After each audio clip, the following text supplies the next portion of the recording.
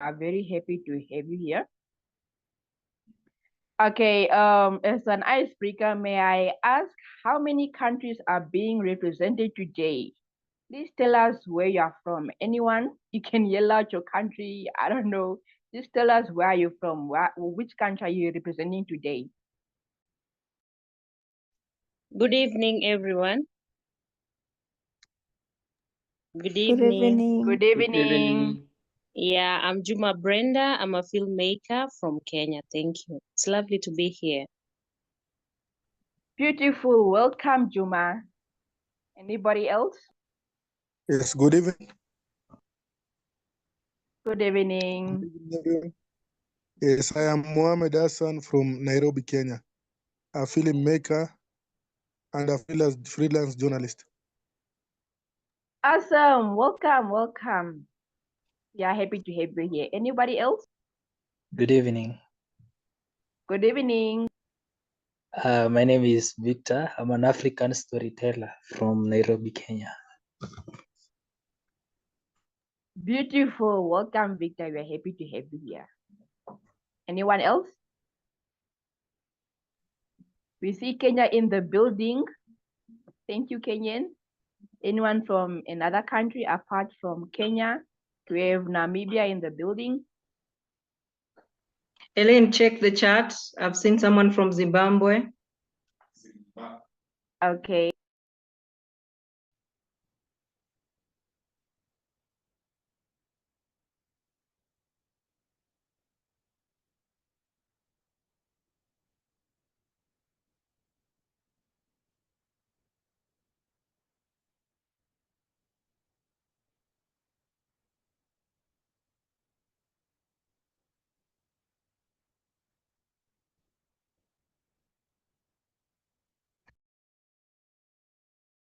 Okay, just reading the chat now. Anybody else from any other country? We have Kenya in the building. Anyone from Zimbabwe, Tanzania, Namibia? Which country are you representing today? Good evening. Good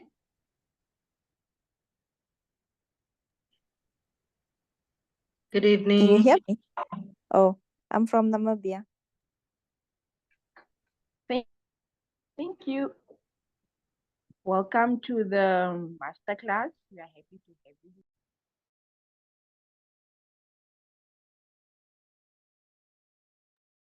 Anyone else from any country? Please, what country are you representing today? As you wait for people to join the masterclass, give us 2 more minutes. Good evening.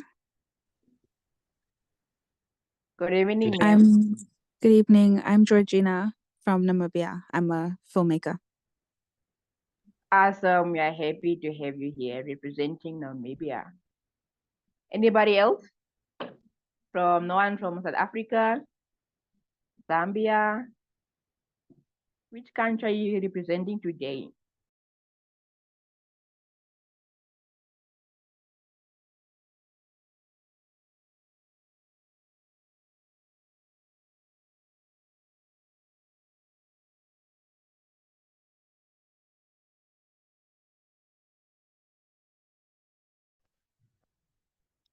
Hi, people. I'm Andrew from Zimbabwe. I'm a filmmaker.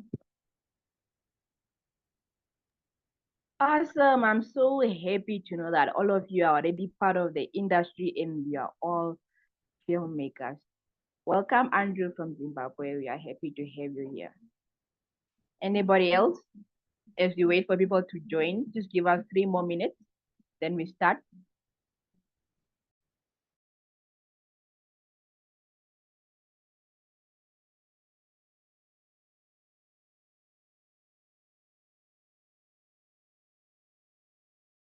Okay, everyone who is representing their countries today, what do you expect before I explain what the masterclass is about? From just reading on the posters from social media, what do you expect to gain out of this masterclass? What do you intend on learning? Anybody can answer that.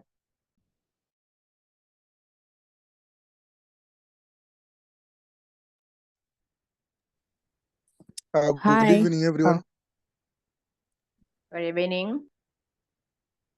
So, like, I think on my side, I'm here to learn about the issue of filmmaking because it hasn't been easy, mostly in Kenya, because it calls for the source to be able to tell a good story. So, I hope by today class, I learn from you because I've learned that your TV station is also a startup. Maybe you can learn something on how we can also come with our own startup on the issue of film. Thank you. Yes, sir. Thank you so much. We'll definitely attend to your question, to your what you expect to learn. Anybody else from reading on our social media pages and from reading for the masterclass poster, what do you expect to gain out of this session? What do you intend on learning? Good evening. Good evening, ma'am. So with regards to this masterclass, or I'm hoping I could learn a bit more about the business aspect of film. Because as filmmakers, I've been told and I've heard and I've seen also that we're very, very concerned with the creative aspect of it, but we're not very well versed in the business, how to actually make a profit and how to actually turn it into a business that can actually sustain you, and also how to make it successful. So I'm hoping to learn more about that. That is excellent. That's exactly what the webinar is about. Thank you. That is excellent. That is what we aim to do in this information session. Anybody else? What do you expect to get out of this masterclass and what do you intend on learning? Good evening. Good evening, sir. Yes, so I've been working on a production, film production, but unfortunately, when you look at the end goal, the product that we're bringing is maybe a streaming platform. There's no scalability. Maybe that's something we're looking at. Even we're facing a lot of challenges during production, and thinking that this project is going to end after you just stream is a little bit sad. Maybe I was hoping would learn more about that.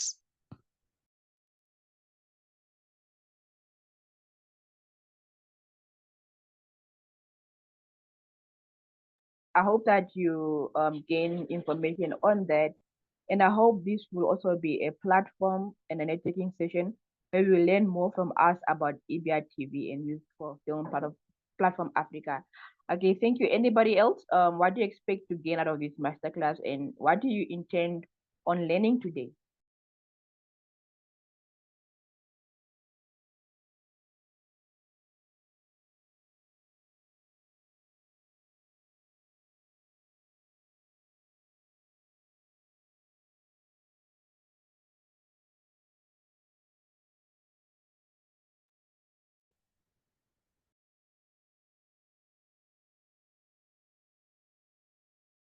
I'm trying to access the chat. Maybe someone has said something in the chat, but I'm having trouble doing so. Miss Rachel, could you kindly assist me?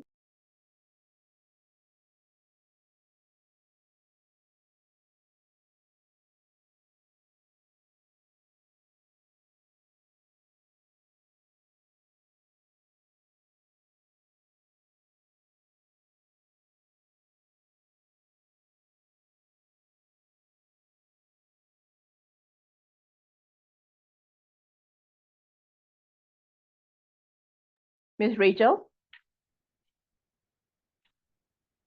Yes, Miss Rachel, yes, can you hear me? yes, I can. I can't access my chat. Maybe is someone saying anything about what they like to gain out of this masterclass or what do they intend on learning Yes, today? so there's Ibrahimi who's saying I Mm-hmm. expect to learn the ropes and the basics of film business, Mm-hmm. of the business of film, from Mm-hmm. capital to marketing, Mm-hmm. return. And then Juma Brenda is saying return on investment. And Awesome. Andrew is saying, I expect to learn and explore more about your platform and networking, especially interested in your drive of the authentic African stories.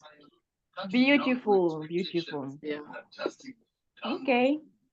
That must be advice for street people like Jamaica to take note of as the cases. Caroline Ondongo, please kindly mute your mic and welcome to the masterclass. Caroline, what country are you representing today? What country are you from? Hi, I'm from Kenya. Oh, welcome, Caroline. Anything you intend on learning during this masterclass session? What would you like to learn from this session? Basically the ins and outs of filmmaking, but especially indie filmmaking. That is beautiful. Okay, people are still joining, so I want to ask from our audience today, should we maybe wait for 2 more minutes or should we just start with the masterclass? Because I see people are still logging in. Anyone?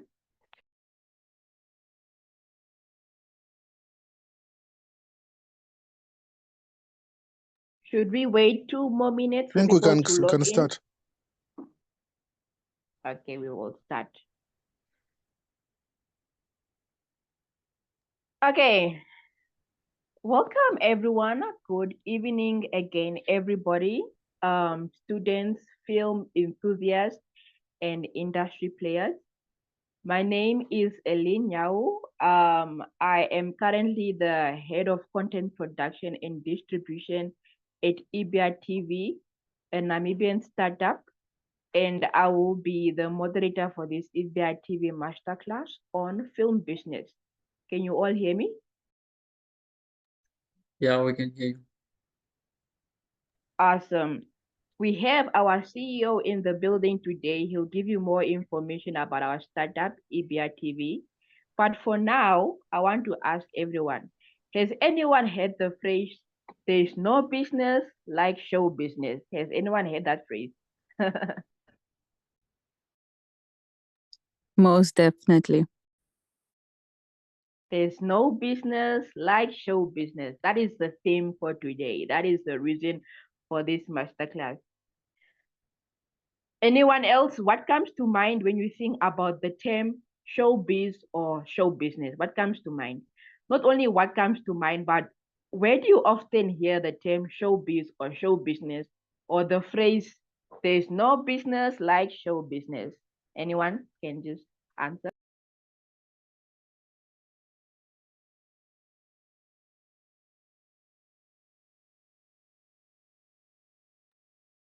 When you hear the term show business or showbiz, what comes to mind? When you just someone talks about showbiz or show business, anything that comes to mind, anyone can answer if it's okay. Maybe celebrity and influential people. Yes, sir, that is film business. That's showbiz. How did they become influential? How did they become celebrities? That is what you're going to discuss today. That is show business. Anyone else who, what do you think about the term showbiz or show business? What comes to mind when someone says there's no business like show business? Entertainment. Yes, ma'am, exactly. The main reason why entertainment is mainstream and became a lucrative business and powerful industry like Hollywood or Nollywood or Bollywood is because of the term show business or showbiz. That's why people they like to say there is no business like show business. Anyone else? Last answer. Anyone else? What comes to your mind when you think about the term showbiz or show business? Creativity. Yes, ma'am. Yes, that is show business. But they're gonna talk about the business side of creativity. That is show business. How do we enter this industry, this platform, this industry? That is show business. Okay, thank you for all your answers and great. You know there will be no Hollywood if there was not the art of film business. There will be no Hollywood. Hollywood was built on film business and show business. And today we'll be speaking about the business side of film. Why are industries such as Hollywood and Bollywood and Nollywood such big creative economic powerhouses which created celebrities out of their stars and has created influential directors such as Steven Spielberg, Stanley Kubrick, and Quentin Tarantino, and of course,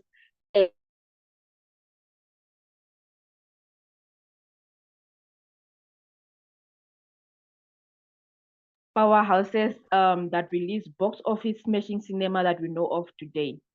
Welcome to the fundamental of film business, everyone. But first, I'd like to give the floor to the CEO of IbiaTV and tell us what IbiaTV is about. Mr. Romeo, the floor is yours.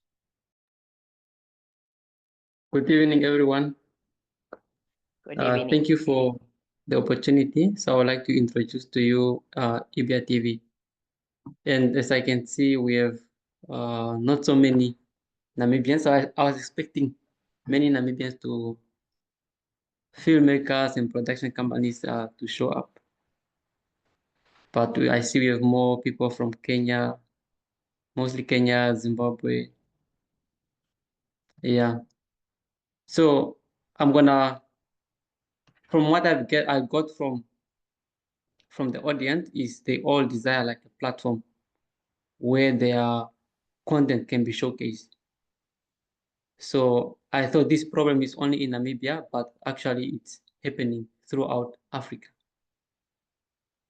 So the reason or why we came up with IbiaTV, actually a friend of mine used to work in the filming industry. And then he could realize that it's so difficult for one to become profitable in the film industry. So hence now we came up with this idea. How about we make our own platform? Because now we have different production companies that are so scattered. So our aim with IbiaTV is now to bring all these production companies together, bring all the audience together in one basket, and then through this we are building like a market so that people can develop or can be aware, because some people are just not aware that you have such content because they basically do not know where to find it. So as a result, the market is only profitable because people just do not know. However, we thought if we can have everyone in one place and then we market this this platform where everyone or all the local content can be found, and then people will be more profitable and interest also from international investors to come. That's why we came up with this platform. So I'll just like to share my screen.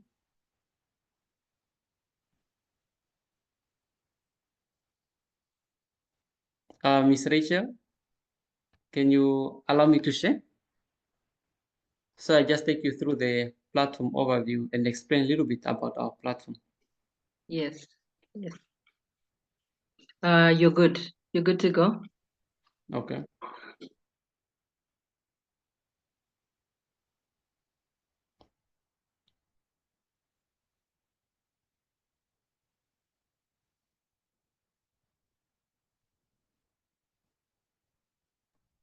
We hope you make it a bit brief, Romeo. Okay, I hope you can all see my screen. Yes, I can. Can you all see? Yes. Okay. So then what is IbiaTV? So basically IbiaTV is an online entertainment production streaming platform dedicated to the creation and distribution of high quality local and international movies, series, and live channel. So our business model, So our business model actually emphasizes convenience and accessibility while filling the gap in the market for a dedicated platform that prioritizes local content in high definition, while also promoting Namibian talent. So what is our mission with this platform? Actually, what we want to achieve with this platform actually is to empower our filmmakers by providing a dynamic streaming service that highlights Namibian cinema. We aim to offer easy access to both local and international content, implement an pay-per-view compensation plan to filmmakers, and unite filmmakers in a supportive and committed community. So our vision actually is to transform the whole Namibian entertainment production industry. So establishing IbiaTV as a go-to destination for Namibian entertainment and also entertainment content both locally and internationally. So I'm gonna take you through our platform. This is just a platform overview, and what we offer is movie, series, live channels, both IbiaTV production and also international production. And this is just the web interface, the sign up page. This is how it looks. Our login page and the home screen. And then if you buy a subscription with us, we have multiple subscriptions. You'll be able to see who is watching and at whatever moment in time. And this is a single title page for any movie or series that you want to watch. And this is our mobile app. The home page, this is how the video play looks like, and also the listing on the mobile app. The login screen, profile selection, and title page. So our mobile app actually we are able to give you notification of the content that is most watched or what is trending, and you are also able to download your movie and watch later offline streaming. We also have like a check watch list where you can select all the content that you want to watch later, then you can just put them on your watch list. And also it allows you, if you're watching a content or a movie, it allows you to resume wherever you stopped. And this is we also have a TV app, and this is how the TV app looks like. Interface, Siri view, this is how it looks like, and the live TV selection, this is how it looks like. So basically, we want to transform, we want to make the film industry profitable. So it can only be profitable if everyone is in one place. And this is the gap IbiaTV is trying to fill. So this is it from my side. If you have any question, you are welcome. Okay, thank you, Romeo. The question I put my contact number on WhatsApp for feedback and queries about IbiaTV and for future collaborations. So you can contact that number after the completion of the masterclass if you want to collaborate with Youth Film Platform Africa or IbiaTV, or you have any inquiries or feedback about today's masterclass. But for now, this opportunity is for us to learn and get information about our masterclass topic. And before we start with the masterclass, I'd like to thank Romeo. Thank you, CEO. And now I'd like to introduce our masterclass speaker, Ms. Rachel Wanaina. Ms. Rachel, please introduce yourself, ma'am, and briefly tell us about your organization, Youth Film for Platform Africa. Yes. The floor is yours, Ms. Rachel. Thank you very much, Eileen, and thank you, Romeo, and thanks to everyone who has shown up in this wonderful masterclass today. I'm super honored and grateful and excited to be in your midst today. My name is Rachel Wainaina. I'm a film producer director, and I'm also the CEO and founder of Youth Film Platform Africa and Film Village of Kenya. Youth Film Platform Africa basically deals with empowering the youth with practical and professional skills in filmmaking for income generation and social self-expression. Under the Youth Film Platform Africa, which actually we extended to Africa on 2020 during the COVID-19 pandemic. And since then, it's been a great journey. We've been able to graduate students from 11 African countries.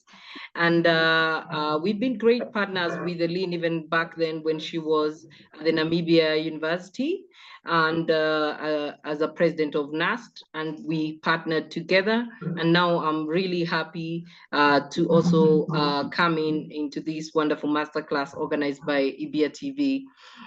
Mainly in my work, I could say that I have a lot of things that I do because in this industry, in order for the business to make sense, you need to find a way of monetizing your skills.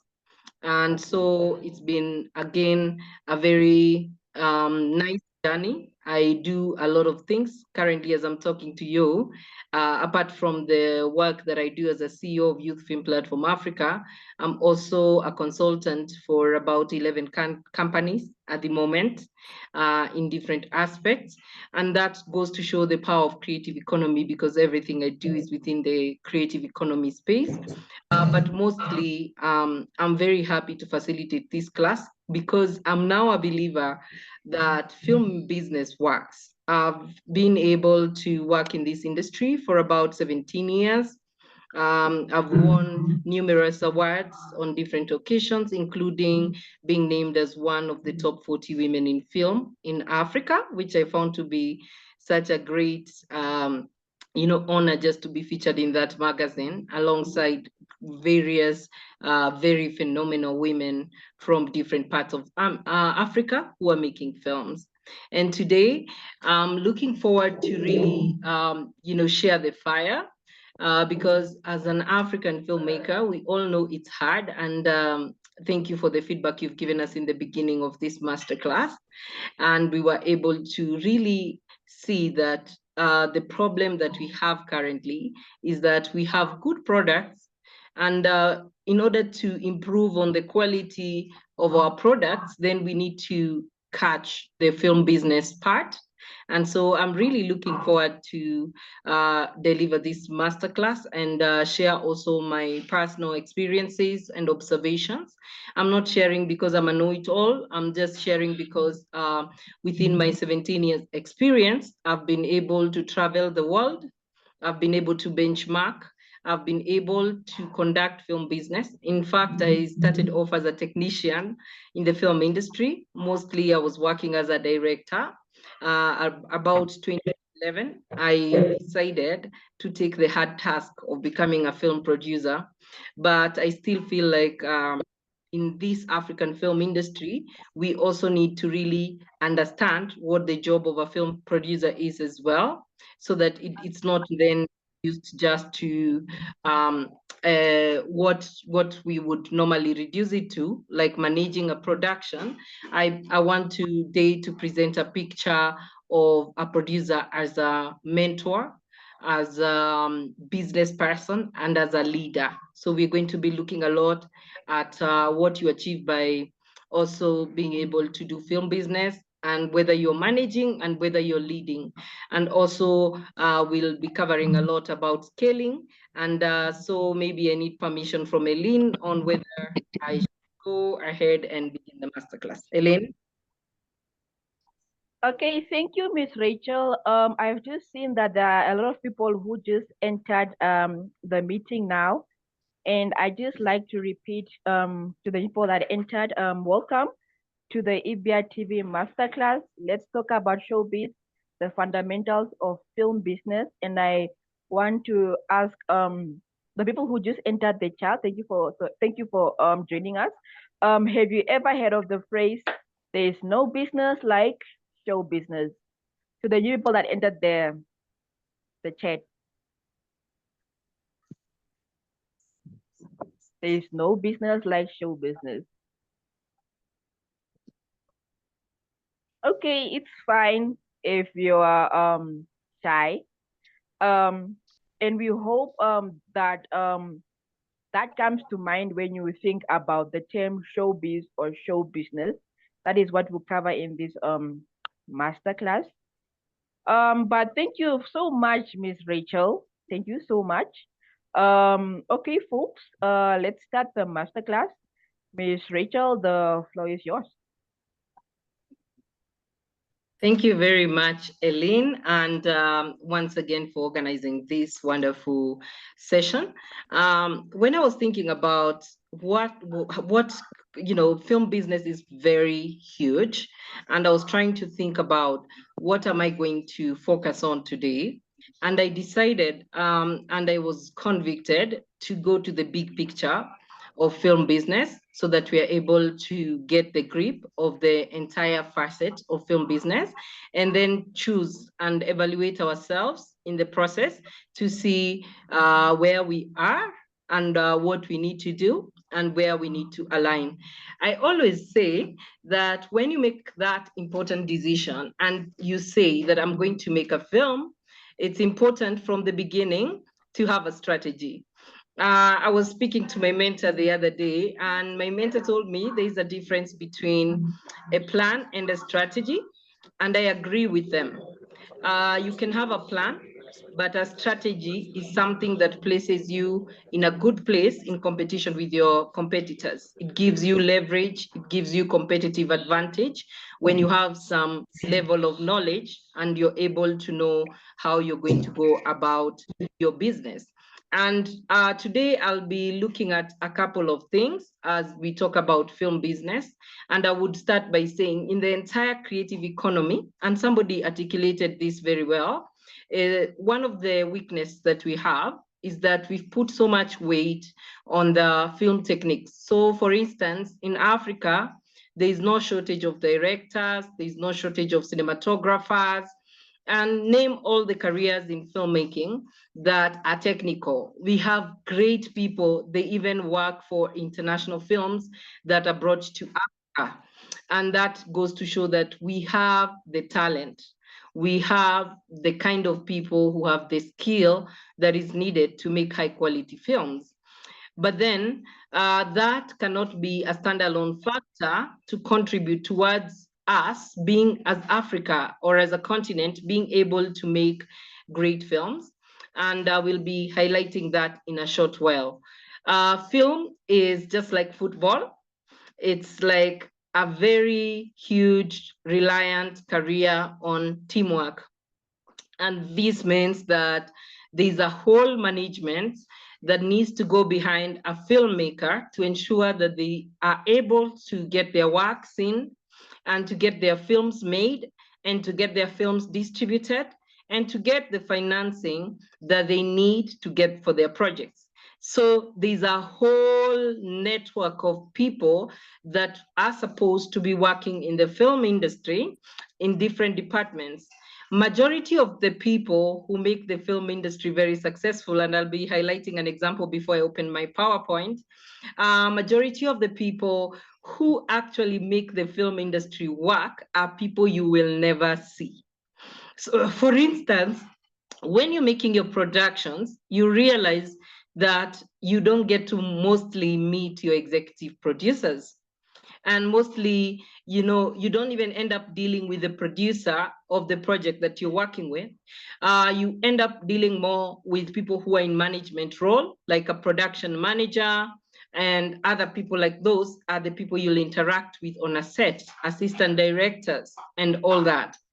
But you realize for that film to happen, a few people sat somewhere, decided that that film will happen, looked for the necessary collaborations that were needed to be able to make film work. So for the last 17 years of my career, I've been trying to understand the film industry and how it works. And it was very difficult for me to understand in the beginning because I was just in Kenya. I did not know what happens in the global film industry.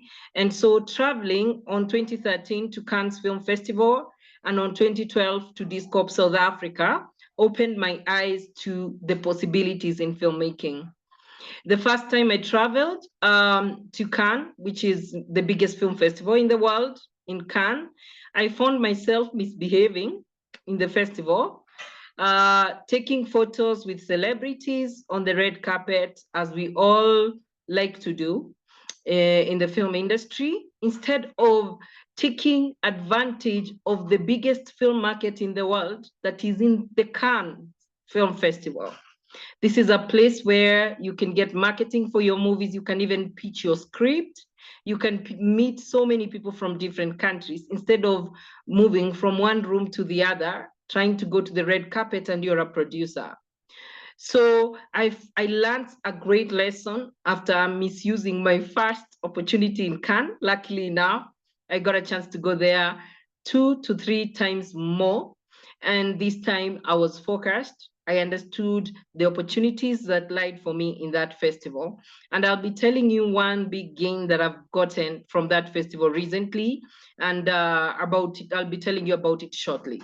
So basically, I learned after going to Cannes Film Festival on 2013, I learned that filmmakers are making money. Film has money. I saw filmmakers buying a cup of tea at almost like, let's say, $5,000, a cup of tea and coffee. I saw filmmakers sleeping in yachts, yachts that could cost them about 40,000 euros a night. And I was asking myself, where are they getting this money from? And then I realized these are filmmakers. Of course, they're getting money from film. And I saw, because when you get into such a network where you're trying to now get into such a big festival, there's an online platform where you can meet people. And on that online platform, they have this app for the Cannes Film Festival.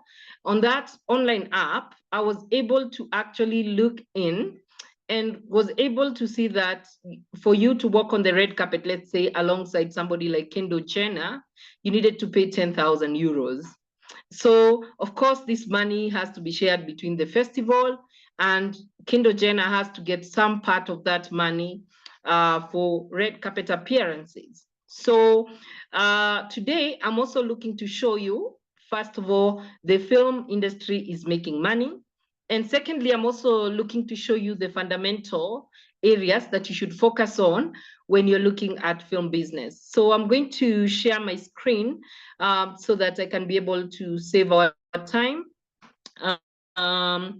Hope you can see my screen. Are you able to see my screen? It is still sharing. Okay. So I thought when I was thinking about what we're going to be looking at today, one of the things that came to off the top of my mind was, oh, sorry, Ibra, you're drawing on the presentation. Oh, sorry about that. Okay. So I was able to think about what we need to talk about on this platform, something I'm very passionate about. And this is how are you going to create a profitable film industry in Africa, because it's very important. And as Eileen rightfully said, when you look at the film industry, it's showbiz. And I don't know whether you can see my screen. Okay, yeah, it was not changing. So for instance, this is Berlinale Film Festival. So these are the pictures you see of the film industry. But I don't see this picture maybe the way most of us might see it, as the glam and as everything, but I see this photo as a collaborative effort that goes towards filmmaking. In this photo, for instance, I see a lot of media people. Now that we are hosted by Beer Media, it's important to realize that even when you're in film business, the media plays a major role in your business. This means that the media will cover and will build your brand as a filmmaker. The media will advertise your film, although it's not part of filmmaking. So you have to start by identifying who are the stakeholders of the film industry. Because if you have loose ends in terms of not having enough stakeholders that are going to influence your film business positively, then now that's when you end up struggling as an industry. I have looked at case studies of how Hollywood was founded and all that, but because of time, I want to save you some time and not have to go through all those case studies. But I'm going to make sure that I capture the lessons learned from these industries with you. In this, you also realize there is influencers. You realize that not everybody who walks on your red carpet when you're doing the premiere of your movie is actually an actor or a crew member or a filmmaker for that matter. It could be even the CEO of Apple, for example, or Coca-Cola coming on that red carpet. And corporates come through to make such events work. And to make film work, corporates also come through. So there's a lot of stakeholders that come in, and I want you to hold on to that thought, because one of the reasons why our African film industry is a bit lagging behind is not because of numbers. I'm sure we all agree the quality of the content that we are doing is not up to par with the global standards. And the reason why that is happening, it starts with a common problem, which is how do you finance your film? And how do you bring together the stakeholders that you need to bring together so that you can have a wonderful film event? Or you can have your film, and your film can premiere in more countries in the world than just your local country, whether you're from Kenya, whether you're from Zimbabwe, from Namibia. It doesn't matter where you are, your business plan and your strategy is going to save you. It's going to show us how much potential your film has. And as much as we may want to refuse this fact, is that human resource is the best resource. If you're able to show how many people are behind your film from the most important stakeholders in film industry, it will add value and it will help more people to say yes or say no to your proposal to make a film with these people. So it's very, very important. So in this photo that we're looking at, this is the Berlinale, which of course we all know, it happens in Germany. It's one of globally biggest festivals in the world. I chose this to show you the many stakeholders that are there. And part of the stakeholders is also these people. The majority of the people who you can see in this are actually the audience, movie-loving audiences, who actually pay for accreditation to come and watch movies that are selected in these festivals. These are our clients, basically. These are the people who just are movie-going fanatics. They love movies. They would love to watch a good movie, and they should be the primary source of our attention. And these are the people who buy the movies. You can also see them in that photo. Then you can see now the stars. You can see the stars, I mean the actors and the influencers. Then you can see the crew also coming to the festival. And then now the people behind, the people putting money behind this whole thing, those are producers, executive producers and companies and corporates that are legally registered to make this work. So there's a whole business in film. In fact, film, I put it to you that film is just but a product. And that product is just like any other product. Whenever you want to make a film, it's important to consider the fact that the film in itself is just like soap or flour that needs marketing, that needs strategy. You need to compete. There's competition. And for us, unfortunately, we face a very huge contribution with majority of African audiences leading in actually watching Hollywood films. So I wanted to begin this session by actually showing you a bit of statistics about the money in the film industry. Then we're going to come to how can we tap into this big market. So globally, according to to Zion Market Research, they say that the global movies and entertainment market size. Sorry, Miss Rachel. Is it Hello. okay if you can put your PPT into presentation mode? Oh, okay. Let me see. Sorry about that. Okay. It's working well now? Yes, perfect.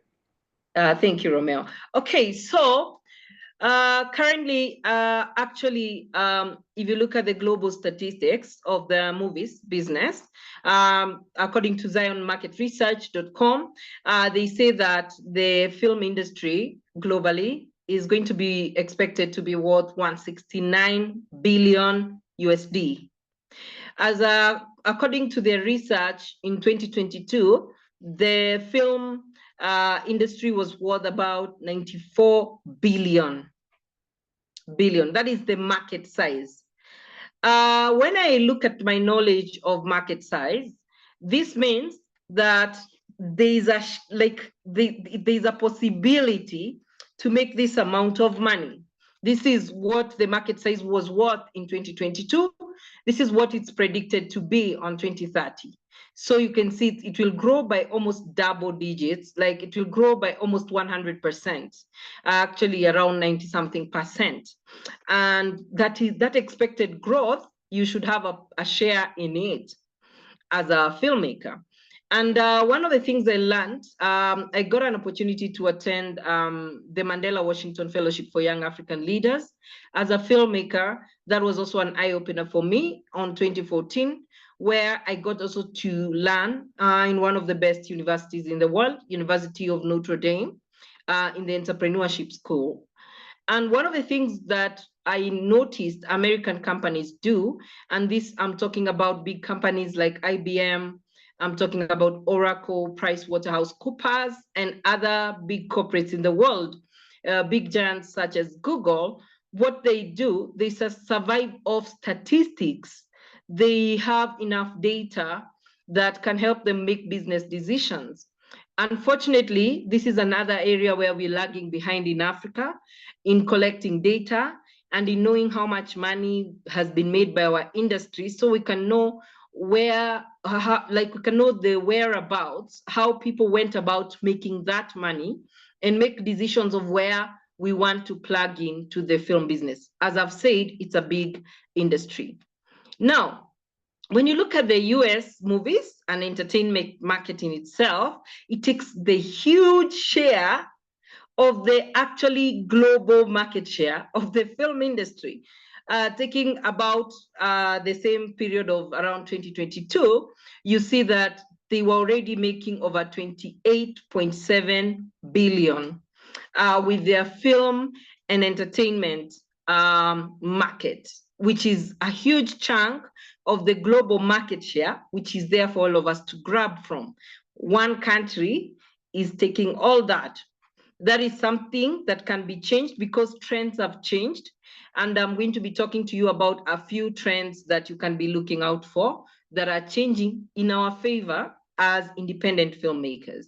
Because majority of the revenue that comes to the box office in the US comes to their box office through, it comes through their box office actually, through theatrical screening. But as we are all aware, and we all agree that technology is changing and the theater business is being thrown or being overpassed by time. So that means we have now a collective opportunity as filmmakers from different parts of Africa to actually steal some market from the United States, which is the biggest film industry in the world. And when you look again at some other statistics, I'm sorry about that faded thing, but I can read it out for you. You're able to see that the United States is the leading in terms of quantity of movies that are being produced. And you see the average production budget for a movie in the US is about it's about 37 million USD. I would like to ask us, what is the average budget that we have of our films? Maybe you can type in the chat and tell us in dollars, how much do we really put in our films? And you see, because of that overall investment per film that they do, you find that they're also able to make a huge profit as an industry because of the investment that goes in it. And I'm going to talk about where to get this kind of investment to come into your film. And when you look at the top countries, starting with United States, United Kingdom, China, France, Japan, Germany, Korea, Canada, Australia, and India, being the topmost countries in the world, you find like the lowest among them is India. And when you look at the average production budget in India, and please note, when you're making a film, the production budget is different from the distribution budget. Normally, as producers, what we do, if you want to come up to know how much your distribution budget will be, you just take your production budget and you multiply it by 2. So your total budget would be, if for instance, it's 14 million, almost 15 million is your budget, then it will be your total budget for your film is 30 million. Because the truth is, distribution also takes a lot of money. And that's where also we need to really, step it up as Africa and start thinking about how are we going to be going about our distribution. So because if you have to compete, which is what we're trying to do today in this masterclass, we're trying to see how can we compete on a global level? How can we compete with these giants whose budgets are over the top, and how are they able to get these budgets? Because I have come to learn that there's a lot of ways these guys get to access such huge budgets to make their films. And in that case, you're able to see people like Australia, because they have so much budget for their films. For example, you can see the average budget there is 30 million USD per film, even if they have less number of films. In terms of overall revenue that they're making for their industry, they're making more money than India. So again, it's not about the quantity, it's about the quantity, and the budget that you put in your film will determine how much money you make from your film. I would like to pause and ask this one question so that I make sure that we're all flowing. And this question I'll ask: why do you think, I want to test whether we are all together. Why do you think we make very little revenue from film in Africa? Can somebody just unmute and answer? I think maybe because of poor marketing strategy. Poor marketing strategy? Somebody who disagrees? Is it because of poor marketing strategy?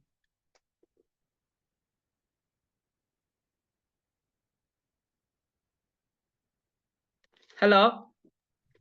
I think I'll disagree by saying maybe it's about the quality of the films we make. Guys, go straight to the point, but thank you, Clint. Go straight to the point. What is the real cause why we are not making a huge amount of money? I think partly the marketing, but also sometimes the quality of productions we are putting up are not really quite international. Maybe our stories do not appeal to the international market. Thank you, Caroline. But I want to also ask you, Caroline, what leads to us not making high quality films? Let's go straight to the point. Let's point to the elephant in the room. The budget and the investment. Yeah, the budget. Yeah, so let's agree it's the budget, right? Yes. The budget. So if we were to solve the financing issue in the film industry in Kenya, for example, or in Namibia, we wouldn't have an issue with quality, would we? Are we lacking in terms of technical expertise? No. No, because if you take a Namibian filmmaker or a Kenyan filmmaker and take them to, we've shot so many movies in Kenya, even Lion King and others, they take Kenyan crew, they use them. These guys are already qualified technically. Only that when they work for those productions, they get the right equipment and they get the right you know, they get the right budget. They are also paid well, so they're also motivated. And so they make the best production. So let's agree we have an issue in Africa to do with budgets. And therefore, our producers, me included, need to stop being lazy about raising the right amount of budgets. Let me tell you a shocking statistic. Right now in Africa, if you have a budget of 500,000 USD, you're considered to be very rich. Is that not correct? Anybody can argue with that fact? Absolutely correct. It's absolutely correct. So imagine what we are competing with. Now you've seen the statistics. These are not my statistics. And then the audiences expect us to give them the same quality of films these guys are giving. For us to give them this type of quality, then we need to actually go out of our way, look into how they're raising their finances and start raising good finances. And I'll put it to you that even a budget of $10 million is considered a low budget in the US. You cannot make a very high quality film with that. You cannot even afford to pay your actors and pay other people in your production with that budget. But in Kenya, if you are given $10 million, you will be historical, you know? In Africa, that looks like a lot of money. And I'll tell you something I learned. Recently, I was in Europe. I got an opportunity to meet with the head of Netflix in Europe. And I was talking to him, and he told me, I asked him a question. I confronted him and asked him a question. How comes when you're financing a Netflix movie, an original Netflix movie to be produced in the UK, for example, or in Europe, you don't finance less than, let's say, 10,000 euros? It's even more than, not 10,000, 10 million euros. But when you come to Africa, the highest amount you've ever invested in Africa is $1 million, Genevieve Naji. So what makes you invest that amount in Africa and go to Europe, just cross the border to Europe and give someone $10 million? And I think we need to all answer that question. I think the main answer is we don't have experience. In Africa, we have just refused to make high quality films and struggle for 5 years to raise funding so that we can end up making high quality films that can actually compete on a global stage. And that's what we need to do. Now, that has affected us quite a lot. One, I have gone to pitch for films where I've showcased some of the best actors that I know in Africa. But people ask me, who are these? We don't know them. Now, that works in our against us, because if the only name you can mention on a global stage that is Kenyan is Lupita Nyong'o, who's already working for Hollywood. And the other Kenyan name that you can mention there is maybe, let's say, Wandori Kahio. At least she's a bit known, especially because her movie was banned and it was sponsored by Europeans and all that. But if you mention the name of another person as your team member, nobody knows them. That means, that brings the second point, that we need to work on our overall branding as an African film industry. We need to talk about our actors. We need to take our actors to the global platforms. Our actors should be seen in the Oscars, performing in the Oscars. You know, they should be everywhere. They should be in all festivals. They should be walking the red carpet in Cannes. And this is what developed countries do to brand their own actors. Not to mention a very big festival such as Venice in Italy, which I've had also the pleasure of attending, and even the Berlinale in Germany. And you'll see, and you'll agree with me, that these people have also, as an industry, decided to brand their actors, brand their producers. And how do you brand? By fundraising for the first film, which will be high quality, putting the best actors, putting these people, and doing proper marketing so that this film can show across the world. Then we can have at least 10 known Kenyans, 10 known Namibians, 10 known Zimbabweans. Then we can keep moving in that direction, and in that way, in a few years to come, then maybe many people will know many rich actors from Africa, from all the places. I would say in Africa, one of the best markets that has tried to brand themselves is the Nigerian film market. And that's why you can see, even off the top of these statistics, you're able to see the top 10 African countries, estimated also by the amount of money and the amount of films they make. This is for the amount of films they produce. Nigeria is off the top. And if I may take you back to the previous slide that you saw, I want you to look at the number of films that Nigeria is making in a year. That is 2,599. So I want to take you back to here, after the United States and United Kingdom.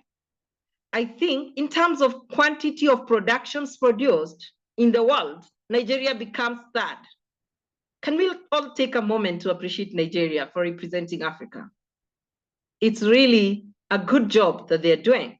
They are actually the third biggest producer in terms of the number of films they're putting out. Then the quality questions again comes in, because as an African film industry, we need to go out more and look for money to come and make high quality films. Then you look at industries like Ghana, of course, Kenya, Tanzania, Uganda, Tunisia, Ethiopia, Zambia, Liberia, Egypt, leading in that manner. Those are the countries that are producing the most films. Of course, it's supposed to be like, if you're producing more films and you have good budget, you're able to make more revenue, and therefore you're supposed to make more money. So you're supposed to be a powerhouse. As we speak in this masterclass today, Nigeria is making over 1 billion USD every year through film industry. And film industry has now risen to become actually the film and entertainment industry, I like to be clear in my facts, has become the second highest contributor to the GDP of Nigeria. So Nigeria is leading the way in terms of how many films are being made. And we're talking about sub-Saharan Africa here. So it's very important to look at that and being able to see the statistics as they are. These are some of the richest Nigerian faces, and courtesy of the big diaspora community of the Nigerians living across different parts of the world, Nigerians have really been able to penetrate the global market, which is an admirable thing. They've been able to have, billionaires, Nigerian billionaires, who are working in the creative economy space. So they've been able to be a good example that we can look at.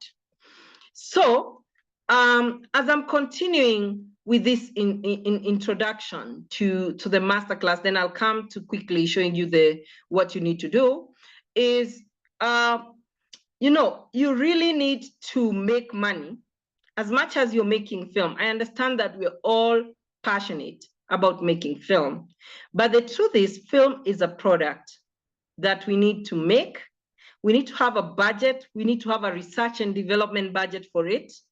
We need to have marketing budget for it. We need to have capacity, meaning we need to have equipment and technology and other things to make this film. Then we need to have human resource to make the film. And we need to have a financing plan. We need to have financiers, need people to put money into a film, especially if you're making a feature film, so that you can take it to the world. That is the truth, because the world, they know that the lowest quality film they're watching had a budget of 14 million USD.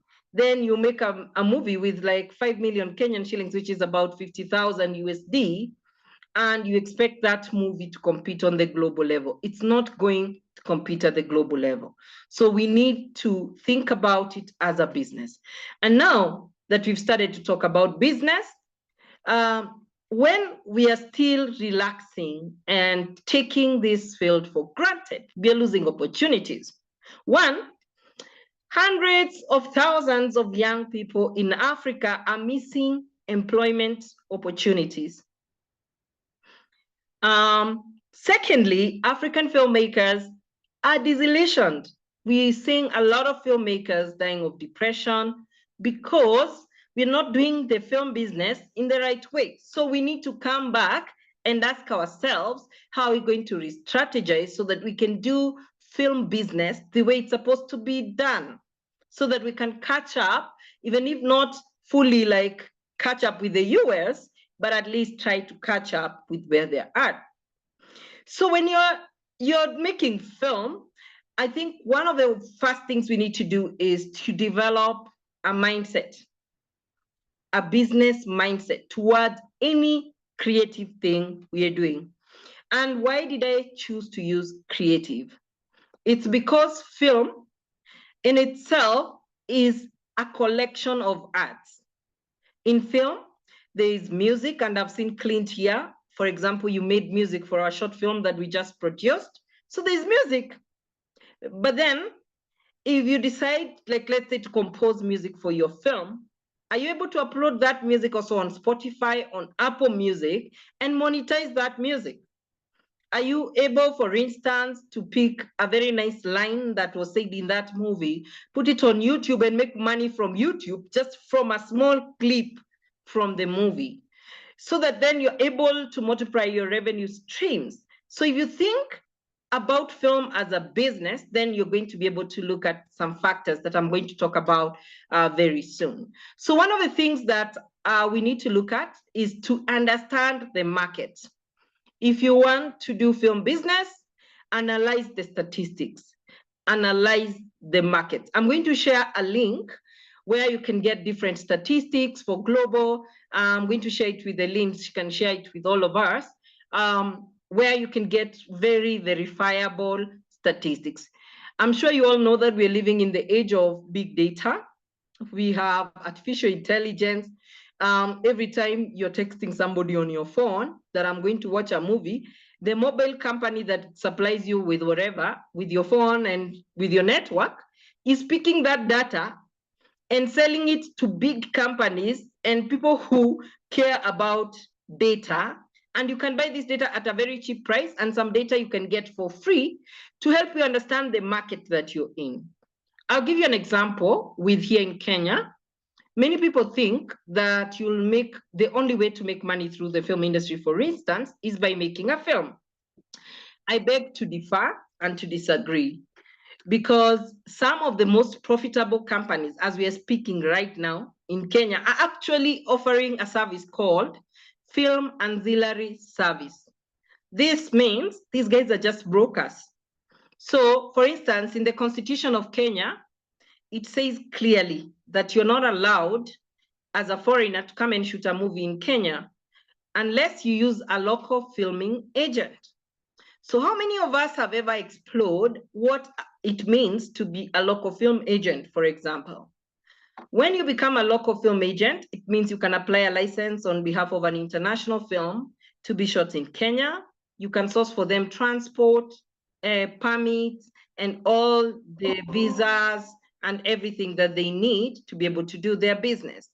These guys are making in billions Kenyan shillings today because they're in ancillary service business. I feel that in our schools, we've made filmmaking look like it's just a technique, but it's also a business.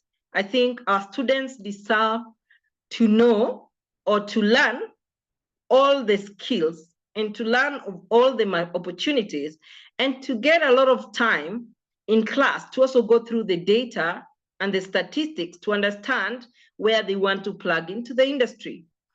What we're having in Africa today is an unbalanced industry, an industry with over 80% of people as technicians and less than 20% in business.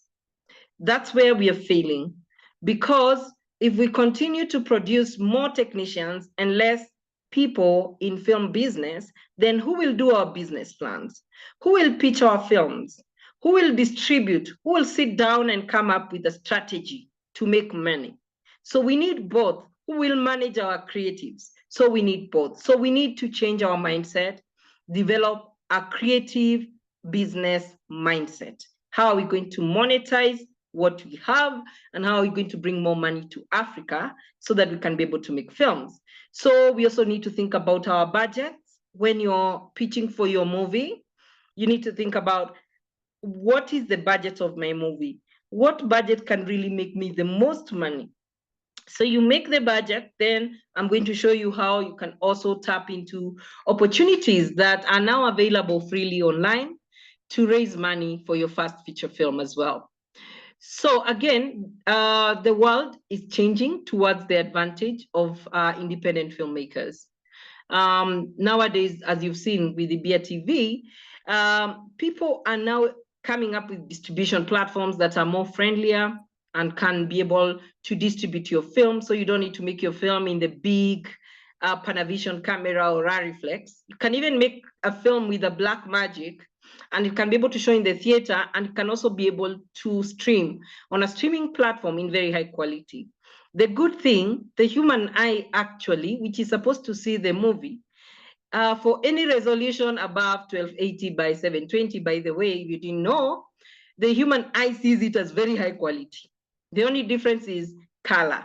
Women are more sensitive to color than men. So when a woman is watching your film, she's going to be more sensitive to color, and she's going to notice a higher quality film due to color. So if you make a 4K film, depending on which screen you're screening with, it will look just okay. So the Hollywood bureaucracy, where they used to limit us to make a 35mm film and use the cameras they've manufactured and the big softwares, is now overtaken by time. We now have an opportunity even to make a movie with the phone and be able to make a lot of money from the movie that we make. So the technology is working for us as independent filmmakers. So networking is another issue. So how are you going to get this money if you're not investing in networking? One of the best way to network is to go to film school or to sessions like this one, where you can meet fellow creatives and you can be able to tell them about your project. Some people can come through for you in kind, others can come and make a good team for you. Also, you can go to film events and film, festivals, and you can go to those places where you're likely to meet somebody who's interested as a stakeholder in the industry. Meet as many of those people as possible. There's international boot camps, like one I always attend, which is called Cinema d'Amare Film Festival, which brings together like 100 filmmakers from different countries to make films in 12 cities of Italy. So such platforms give you an opportunity to meet people from different countries for potential collaborations. Film festivals have been one of the most best routes to use to actually be able to meet filmmakers, because majority of people who go to a festival are filmmakers or stakeholders. They are distributors, they are financiers, different people. Especially when you see a film festival that has a market, then you expect to have every type of stakeholder there.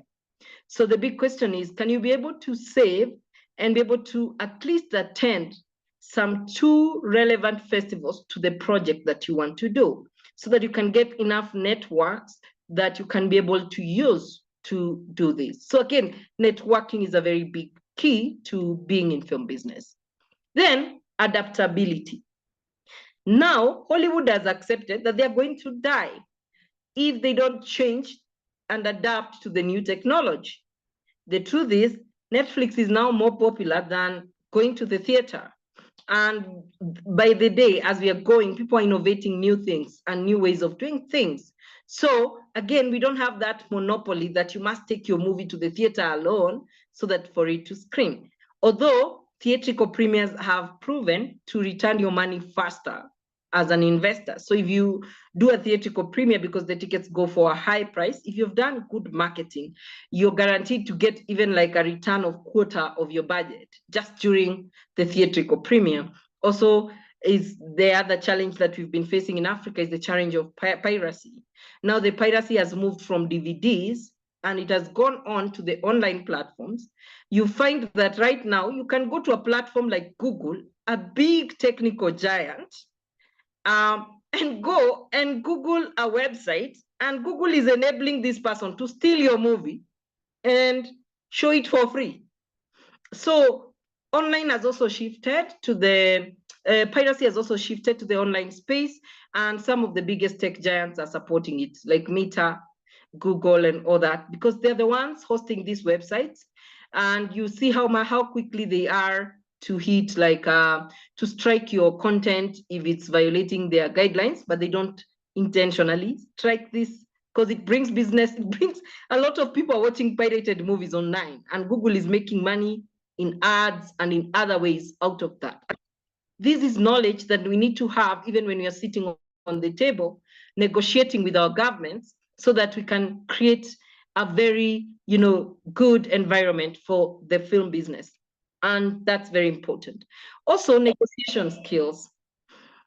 I was making a movie recently, and one of the actors walked into the audition room, and they were picked, but I asked them, how much do you want me to pay you? And they told me they need me to pay them 1,000 shillings per day. 1,000 shillings is less than $10. So what type of negotiating skill is that, if that's where you start? Even the bus fare, even if let's say you were to take bus fare and buy lunch, that money will not be enough for you. So why are you underselling yourself? Join the Kenyan Actors Guild if you're an actor and you want to learn how to pay, how to be paid. Go to Kenya Actors Guild, go to the guild in your country. Look for information so that by the time you're going to negotiate, you also don't put yourself on the bad side. Even if you're volunteering, there's always something that you must get. You give, and you get. So what is that? How are our negotiation skills when we go to talk to these investors? So for instance, when I was I told you that I met with the head of Netflix in Europe, and he gave me a proposal, which I refused. And that is why the head of Netflix in Europe has been calling me, because he understands that I know my value, I trust myself, and I trust what I'm being given. And believe me, what they were proposing to give us for that project, and I must say I was acting on behalf of my client, just like, it's not like a lawyer, but the project was mine. I was producing for my client who I manage. They live in the Netherlands. And that family is the most famous Kenyan family on TikTok. They have over 100 and something million likes on their TikTok page and all that. And I refused because I have seen the market price, and I have my mentors, Chris Hanley and Roberta Hanley, who are Hollywood filmmakers, who have taught me the lowest budget that I need for the productions that I'm doing. So they told me, if somebody tries to offer you something less than $1 million for production and $1 million for distribution, don't even take it. You won't make any profit if you want this movie to go globally. So I was looking at the offer and I was like, I'm not going to take it. And believe me, it's because I had another offer and another one. I remember I was also negotiating with Amazon, and I had different offers, but it starts with knowing yourself and knowing how to negotiate and believing in your product, and also knowing how to put some few elements together, which I'm going to show you shortly. So then also now, when you have the money, there's no problem about marketing and distribution. It's just to pay the media, make sure your film is in every media platform, make sure your actors are all over the place. They're all over the world with your film. And with that, we're going to be shooting 2 shots at once. We're going to be playing the money game, and we're also going to be playing the branding card, where if I go to screen my movie in the Oscars, I'll appear on the E! Entertainment channel, and they must give me publicity for that. And that's where we want our creative film industry and creative industry to go, okay? So you need to think about these 3 thoughts. One, we need to improve on our filmmaking. That is the management side of filmmaking, the technological part of filmmaking, and the commercial part of filmmaking.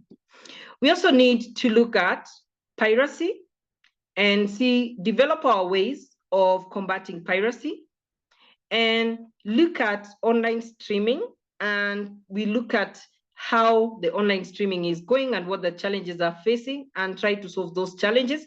Some of these challenges will be solved through even sitting with government, moving a memorandum in your parliament, and really pushing for these things. Otherwise, we're going to stick in the same place. Some of these things don't happen. They're not a problem in Europe. I tried to open a pirated site in Europe and I couldn't. In fact, I was flagged off. Why are they doing this, putting these solutions in their place, but we as Africans are not protecting ourselves, so Google will bring us all these nonsense and make sure that we are not there. When it comes to technology, we need to look at the numbers of increasing, streaming websites and how to monetize that and how to create more of ours as well that are global, not for Africa. We need to think about all these technologies that are being used in cinema so that you can also be able to take our films globally. And also, we need to look at all these things about this industry, just have the fact. So in my conclusion, I looked at key fundamental areas of film business that we may need to pay attention to. And I wanted to leave you with these tips, and then I will go to, I'm checking my time. Eileen, how much time do I have? Eileen? Yes, you have an hour left. Oh, okay, great, I have time. Yeah. So, because I want to take you through a business plan. So first, before I go to tell you about how to plan your film business, because I wanted this to be a bit more very, helpful for you, I wanted to look at the fundamental areas that you need to pay attention to, and that applies to me. In my 17 years of experience, I have realized one of the biggest challenges we have is legality. Oh my goodness. We are looking for money, let me put it this way, but are we even ready to receive the money? So as a creative, the moment you decide that film is business for me, and I want to continue making films, the first thing you need to think about is, do I have a legal entity to run my film business? So if you are in film business and you don't have a company, you're delaying your opportunities to be able to actually get funding to make films. So you need to register a company, register a vehicle through which you can make films. And that's why when you look at the companies I've registered, I even have InvestSign Limited, which most of you don't know about. I have different companies that I use for different purposes, for running festivals, for doing events, for building infrastructure. I have Film Village of Kenya, where we're building the film city. And then now I have for nonprofit work, I have Youth Film Platform Africa. You have to be ready. You cannot be asking God to give you something that you're not ready to receive. So I want to ask us also to answer a question in the chat as we move on. And the question I have for you is, how ready are you to receive money? Do you have a legal entity that is registered? Because if you're not, you're a briefcase company. Nobody works with a briefcase company. And that's just the truth of the matter. We cannot be working with briefcase companies. Fellow creatives, you need to register your business. If you're a freelancer, try to find even the cheapest way to register a business that you can be able to work with. So I have another question that you can type in the chat as well. I was trying to read the chat. Please, how many of us are in this masterclass today, but they don't have a registered business? And if you have a registered business, also write there. And for the people who have the registered business, they are ready to go to the next step. So if you don't have the registered business, I think you have a long task ahead, because the first responsibility then you're going to have is you need to fix the legal issues in your business, which means for a business to be recognized, for your business to be recognized as an entity that can work in partnership with other companies, with government, and with other stakeholders, it has to be registered. So that's the first thing. And when you register, then it comes with all the things that come with owning a business, meaning you need to have a logo, you need to have a motto, then you need to have products and services, you need to have a target audience. And that now brings you to the point where you can even say, let me write a film business plan. Because believe me, even the people who finance films have come to learn about this. See, easy pesa kidogo kidogo, not this little money that we get here in Africa. When you go outside Africa, you will realize that these people want a fully registered company, but that's just one of the issues of legality. Two, they won't work with you if you have not gone through the legal process according to the laws of your country and according to the international laws that are required. So for instance, before you submit your film treatment or your screenplay to any global competition, then it has to be a script that has been copyrighted, and your name, if you're the one pitching, your name is reading in that copyright certificate. Then that means the world will recognize you as the person who owns that idea, and they'll recognize you as a person they can do business with. What you do, for instance, if you're a writer, what you do is when you write a film and you want to sell it to someone else, what you sell is the copyright. So then you have to change the copyright, because then it has to be owned by the person who has optioned your script. The person who has actually bought your script. So the legalities matter to the world.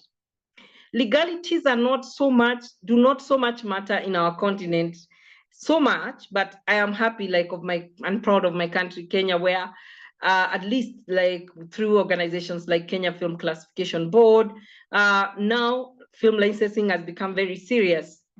When you write a screenplay, even before you go to pre-production, it needs to be licensed so that you can even say the day when you're going to shoot and all these things, and they can check the movie, and some countries, they can even ban your movie on the script or tell you to change some things.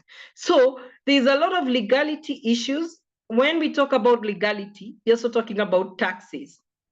So may I also ask a question? These are things that I have learned. This is not theory. This is now practical. These are things that I've learned, and I'll give you detailed notes on them. When you talk about legality, for example, we are talking about so many issues. We're talking about that copyright. We're talking about having a registered company in the first place to transact that business, or needing even to have another company, even having that bank account for the company. We're talking about taxes. And then we're talking about not being listed in credit reference bureaus, or I don't know what you call them in your country, when you don't pay a loan. Let's say even if you borrow something, you're listed somewhere.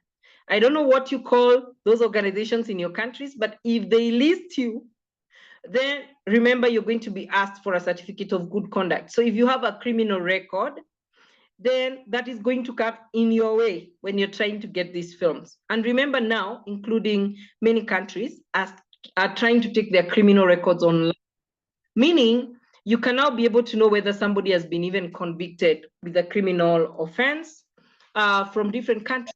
There's websites and there's artificial intelligence, and there's ways that people now are able to consolidate data and do a background check on you. Some of the biggest organizations that even want to start negotiating with you will conduct a thorough background check on you. So the mentality that as filmmakers, we can get away with anything, we can get away with not paying taxes, with not filing taxes, you better file zero returns if you're not making any money, but always make sure you file your taxes. Always make sure those legal things that can put you in trouble not to be able to receive money are very, very frustrating. I'm going to give you a personal story. On 2019, I hosted the first ever Broadway extravaganza East Africa. This was the first Broadway show in Kenya. I went on a loss of almost 3.6 million Kenyan shillings. And because one, I was doing a business in theater industry, which I don't understand. So I was relying on the advice that I was being given by other people. And then they ended up messing me, not giving me the clear picture of the budget and everything. I ended up remaining with debts, not having paid my actors. And in that Broadway, I had gotten the best sponsorship somebody can get. I had gotten Coca-Cola as my title sponsor. I had also gotten multi-choice on board. I got Safaricom, which is the biggest telco in Kenya.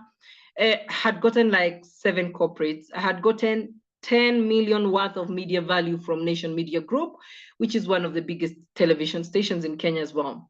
So I had gotten all these sponsorships, but I still made a loss. And the reason why I made this loss, one, because when you're trying to do film business, please also understand that when you go to work with big companies like Coca-Cola, they have taken their operations online. So right now, I'm speaking also as a grantee of the US Embassy in Nairobi. I have been implementing some programs for them through the Youth Film Platform Africa. These big organizations will ask you to sign up to their system. When you sign up, they're going to ask you tax returns for 4 years or for 3 years. They're going to ask you a lot of documentation. They require your physical address, and sometimes they want to visit. So it's important, if you're really serious about taking film as a business, then do it the right way. Try to understand, how can I then handle the legality issue in my business? That's why I put it as the first issue. If you're able to handle the legal facets of your business, that means you're well registered. If you're pitching a script, it's copyrighted. If you're not pitching your script, maybe you're pitching somebody else's script, they've already written you a letter giving you permission to pitch. Like, for instance, what my friend did, my friends that I was pitching their film in Europe, it was just 2 months ago, I was pitching their films in Europe. They wrote me a letter to license me to fundraise for them. Okay, so then that is legal. It means I'm not a con woman when I'm fundraising for these things. So it's important. So let me go back to my story. So when I was doing this Broadway extravaganza show with all these sponsors, one of the things is I couldn't receive the money. That's the truth. I had been given the money. But I couldn't receive the money. What I ended up doing was to subcontract some people. In fact, I subcontracted Trace Music East Africa to collect the money on my behalf. And of course, when you subcontract somebody to collect the money because they are legally compliant and you're not, they will take 25% of your budget from you, or even 30% of your budget. So why can't you work, especially now that we are starting as creatives, then why can't we work on trying to build a business that is compliant from the beginning, so that we don't face these stumbling blocks of having to pay middleman to receive our money? And because of that whole process of trying to appoint a middleman, I got my money from Coca-Cola and all those people. I got it 1 year after the event. 1 year. So you can imagine how frustrating this can be. It can be very, very frustrating, having to wait for all that time so that you can receive some money, all because you are not compliant. So that's very important. Compliance is the single most important thing, because it puts you in a ready position to get money to finance your film. I'll go to the second point, and we've addressed it enough in this session or in this masterclass, which is financing. If you're legally compliant and your company is well registered, then now you can even start thinking about financing. Think about it. What is the need of thinking about financing if you're not registered and if there is no business that can work with you. So what you first with registration, you start with registration, tax compliance, you just comply with the government, make sure you're not listed in the Credit Reference Bureau, and then you go to financing. That means when you sort your legality issue, how legal are you and how are you following the rules, then now you're able to go to financing. You're able to now see how can I be able to access local, regional, and international financing. Then you're even able now to go to film markets and pitch a script with confidence that you can get access to the funding that is required. Again, I want to mention a few points about financing. So that you can get financing for any film that you're making, mostly it's a global standard. If you're making a film below 60 minutes, you're going to have more hassles to get your funding. If you're making a feature film, you're going to find it easier to find financing because people want to make a big, huge project that can be high quality and that is marketable. So that's why you see most people either who are making shorts, they prefer to go to TV series like Eugene Bugwa in Kenya, and in other countries, that's what they do. When you're making short films, again, you're in a new space where you need to innovate how to sell and how to convince people to fund you for your short film. But if you're going for the feature-length films, it's easier to access global financing options. And I'm not saying there's no financing for short films. In fact, I'm going to show you one right away after I finish going through this slide. So financing is very key, but you don't just get financing. So while on that point of financing, I'd like to stop sharing my screen and come and show you the amount of work that goes to that. And then I'll come back to this same presentation and be able to show you more. So let me share my screen. I need to share another presentation. So we've all agreed that it's important for us as filmmakers to also consider the fact that, just a minute.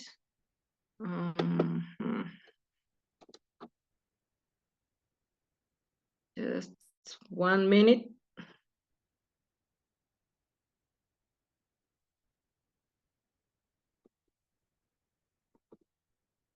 And to see whether I'm able to share this. So now that we've defined film as a business, then it will be paramount and very important for us to then now look at what is needed, what is really required to make that film business aspect work. And I just thought of trying to show you this practically so that it can be faster. I'm going to use this as an example because it's a presentation we made in one of the classes that I teach. And it was done by our student. She's called Elizabeth Wanjiko. It's a pitch. So every film idea that you have has to have a business plan. And according to me, the way I've been fundraising for my films, and I've learned how to fundraise for my films, is to look at 5 key sectors, which I'm going to show you real quick. And then I'm going to come back to the previous presentation to finalize on the fundamentals of film business. And so, as you see, you need to introduce yourself. You need to say what you've done. You need to give your portfolio, and you need to create your pitch. And this is like an example of a business pitch. I'm not telling you to copy this. It was done by students. That's why I'm using it, just to show you the things that you need to look at. So, one, you can see that you need to introduce what you're pitching. Then you need to give a rationale. Then you need to talk about your audiences. You need to talk about your idea, what you're presenting, what problem it's solving. It's the same as any other product. Even if you are making soap, what gap is it filling in the market? What's the leverage? What's your market projection? What's your production capacity? What's your human resource? What's your financing plan? And you need to end with a captivating personal note. So in this case, the product that we were selling is a movie called Zinduka. It's a sci-fi film. So that's a product that we were creating a business plan for. So we started by giving the rationale. What has inspired us to do this movie? And you can see we were basing our movie on the fact that there is a UN report that came up that showed that world's arable soil will be extinct by 2074. So you're able to see all the data that we're able to give. We're able to compel people who are looking at our project, even before they look at it, to see what we are addressing, which is a very important. And just to give you a quick tip, just before you start making a movie, you need to decide from the onset, is the movie for advocacy purposes?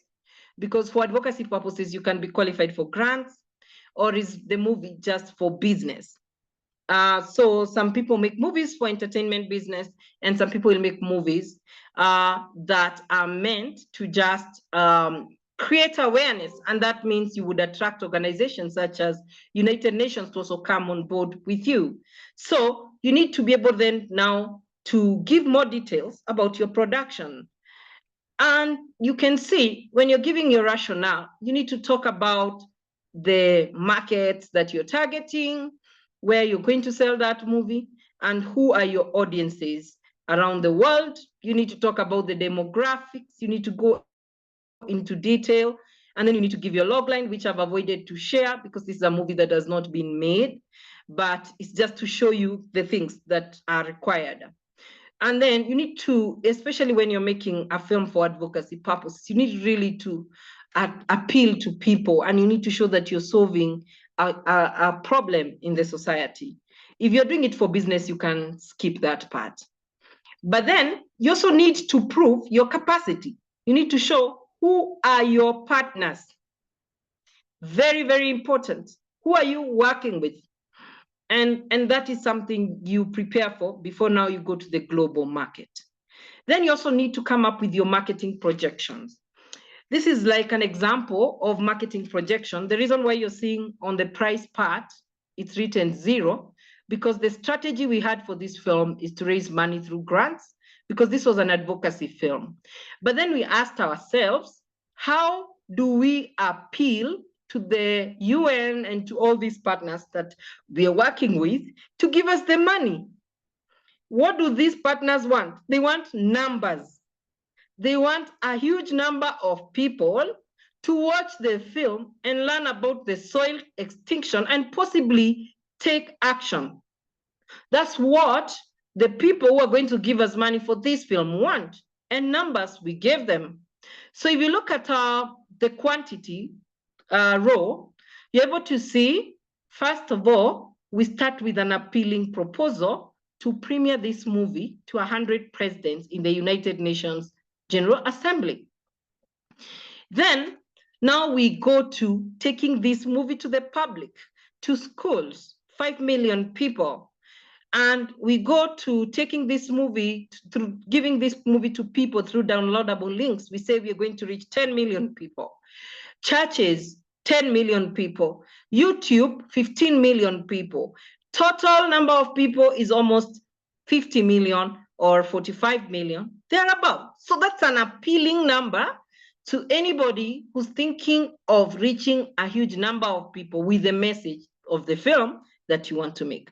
But then what is our proposal to them?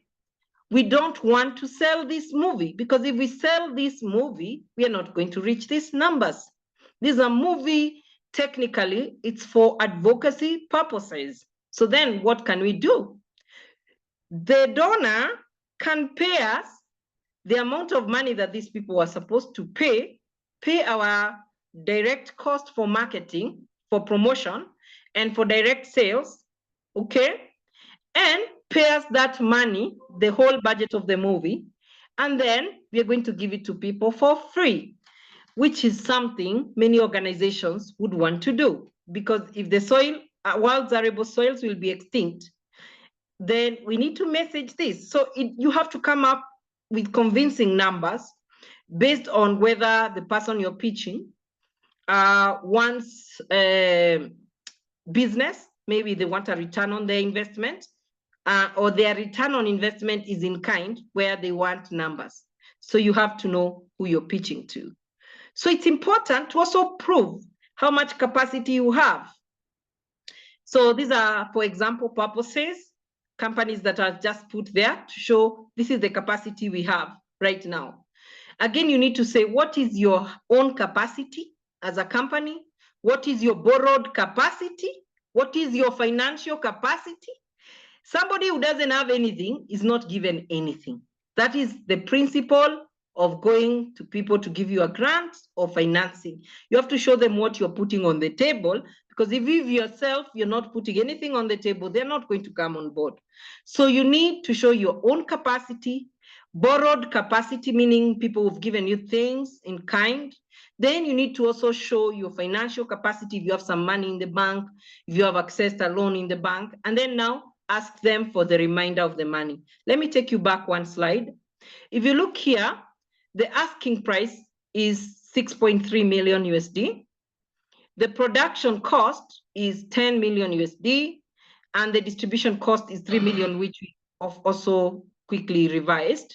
So the total budget for this movie is 13 million, but we are asking for 6.3 million. Then we have to show the funders where we have gotten the rest of the money, and that's where we come and show them through this capacity. Okay, so we come and we need to have our paperwork right, our balance sheet and all that to be able to show that.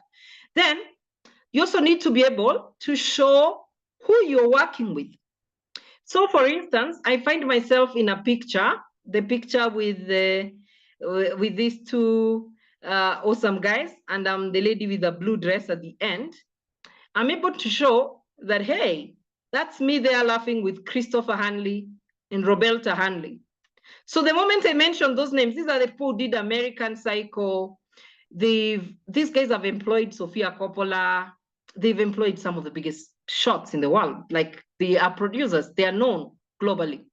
So by the fact that I'm with them and I'm saying that I'm working with them, and maybe if I have a letter from them showing that they're on board in this movie, like in one of the movies I'm making, and it's what I'm going to tell you at the end, I'm just about to go to Europe to pick my first big funding for a film. And these two guys actually went to Cannes Film Festival and fundraised for me single-handedly. So it's important to show your team. Who is your team? When you look at this team here, you're able to see at least 3 or 4 people that you know that can support you and that are big enough, and you're able to show, I have a team that can deliver this film. Then you go to their bios of the cast and crew and showcase them one by one. Where are they from? And if you look at these bios, let me give you an example of the strategy we were using with these bios. For instance, you're able to see Rachel Inena is from Kenya, and everybody here was multiple award winning. Sebastian is from UK. Femi is from Nigeria. Nena is from Nigeria and Ghana. And then we bring in Lupita, we bring in Edigathegi. When you just see those people in the team, we didn't show everybody, but you just want to know, which is this film that these people are in? And that's why I was talking about branding yourself in the industry as being very, very important. Again, when you're doing your budget, it's important to consider that you have to do your budget for development, acquiring scripts. You have to have your budget for pre-production. You have to have your budget for production and post-production and distribution, something we all forget most of the time. And the budget has to total up with what you had projected in your marketing projection. So in this marketing projection, the marketing projection I showed you earlier, if you are putting some money there and you are selling the films, you'd realize you are even able to project the profits that you'll make. And then you look like you know what you're doing in front of the people you're fundraising for. Then, sources of financing. Where are you going to get this money? You need to be able to list down everybody that is giving you money, how much they're putting in, what you're getting from a loan, and what balance you have. Investors, sometimes because of values and other things, they want to know who else is investing in your film. Okay, so again, you need to show innovativeness. So for instance, how can you make more money? Like if you're able to reach 15 million people on YouTube, YouTube will in turn pay you. So for instance, for this, we were pitching for a grant. So we said, for instance, the returns from YouTube would be used, quote unquote, to create panel discussions. So that is enticing for the kind of person, because as we are targeting grant funding, and for grant, they want to be seen to take this movie everywhere. Panel discussions will help because they're adding to that campaign. So that's how you think. Again, you need to talk to them about time. Investors want to know about time. How long will it take me to get the results that I want if I give you my money? So for instance, again, we had the timelines there, 12 months for development, 6 months for pre-production, 3 months for production, post-production 6 months, and distribution 5 years. So that means put us in a good negotiating table to say, can we pay you in bits and pieces because we are distributing for 5 years? Again, it's good to have that whole thing. Then, this is one of my students, Liz, who actually wrote this business plan after I trained her, so anybody can do it. So again, you need to have that compelling personal note at the end, and you're able to ask and you're able to convince your donors why they should give you that money. So let me now go back to my other slide as I finalize. I'll just take 10 more minutes to finalize so that I come back to taking questions. So far, are we together? If you're together, you can show me a thumbs up or something. If you're together.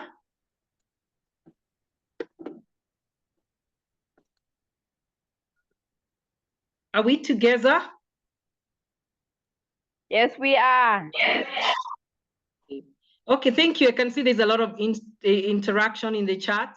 I'm not looking at the chat because I'm focusing, but I'll look at it once I finish this real quick. So I want to show you something. So I've just shown you clearly that there is no, it's just like if you prepare yourself, you're very well organized legally. Also in terms of financing, you're very well organized. In terms of the documentation that you need, so that you can be ready to receive the money, you have the credibility and you're able to prove to people what you want. Then you need good management. You need good management of the money that you're given and of the funds that you're given, and management of the project. So if you have a bad track record in this industry, that when you're managing all these things that you're given by people, you don't do what you said, it's just going to mess your career forever. So again, in Africa as well, we need to be more of managers. Like you stick to what you promised, and even you do more than what you promised. You know, if you promised a particular company is going to come on board, if they go out, quickly disclose to the people who've given you. So that managing that relationship with the financiers so that they don't keep coming back to you all the time. That's very important. Again, training. We need to have this type of training like what we're having today in our schools. We need to train every filmmaker with entrepreneurship skills in film business. Otherwise, that's why our industry will be lagging behind, because everybody's just learning film techniques. So we need more Africans to take their place confidently in the film business space and help grow this industry, come up with strategies that will really help Africa to move to the next level. Again, production will improve if financing improves, and we've seen and I've proven this with facts and figures that I shared in the beginning. If we have a good budget, the quality of production will not be a problem. We'll create more jobs for youth in Africa. The creatives will not be dying with depression. We'll be solving so many problems if we just do things right. Then also distribution will not be a problem because it's budgeted for. And once you raise the funding, you have money to do promos, you have money to go to festivals, you have money to do all these things. Again, it goes back to the financing question. Access. Access is something that we are currently addressing in Africa. Allow me to take just 1 minute to explain more about what I mean about access, because it's very, very important. As you notice, as African filmmakers, we are at a point of disadvantage from the word go. If you go to somebody to, like, let's say to your bank, to take a loan, to make a film, they won't give you. You find, as I gave a case example of even big platforms like Showmax, Netflix, you know, they won't put a lot of money in Africa like they would put in other continents. And it's because, of course, I understand them totally. These guys work with facts. They look at numbers and they make their decisions strategically. So if we learn how to source for the right financing, really put good quality productions, we will be able to get the trust that we need to have from more financiers, from more investors, if we manage our projects properly, if we have more qualified people in business, when they go to pitch, somebody can feel they've really done their math and they know what they're looking at, and they can feel like they're getting value for their money. That would be a great investment. So right now, access to opportunities has been a big hindrance. Access to money has been a big hindrance in our industry, but that does not mean that we have to sit down and cry. I think we need to go all out there, and we need to have people who are going to sacrifice, to pay with blood, to make sure that we bring money to Africa to make African films. Exposure is another issue, being able to get opportunities to go to other countries, to visit other film industries, even within ourselves in Africa, to see different industries, to meet different audiences, and also to just test how our films are performing in particular markets would be great. And exposure also includes opportunities like today, where we are meeting together as people from very many different countries to discuss filmmaking in our continent, and to discuss how, instead of becoming people who are crying, how can we then be people who are actually solution givers to our own creative economy. And as I finish, I want to remind you one thing. One day when I was benchmarking, because I told you that one of the projects I'm doing is also related to building a studio in Kenya, we were benchmarking, and we happened to go to, sorry guys, let me see.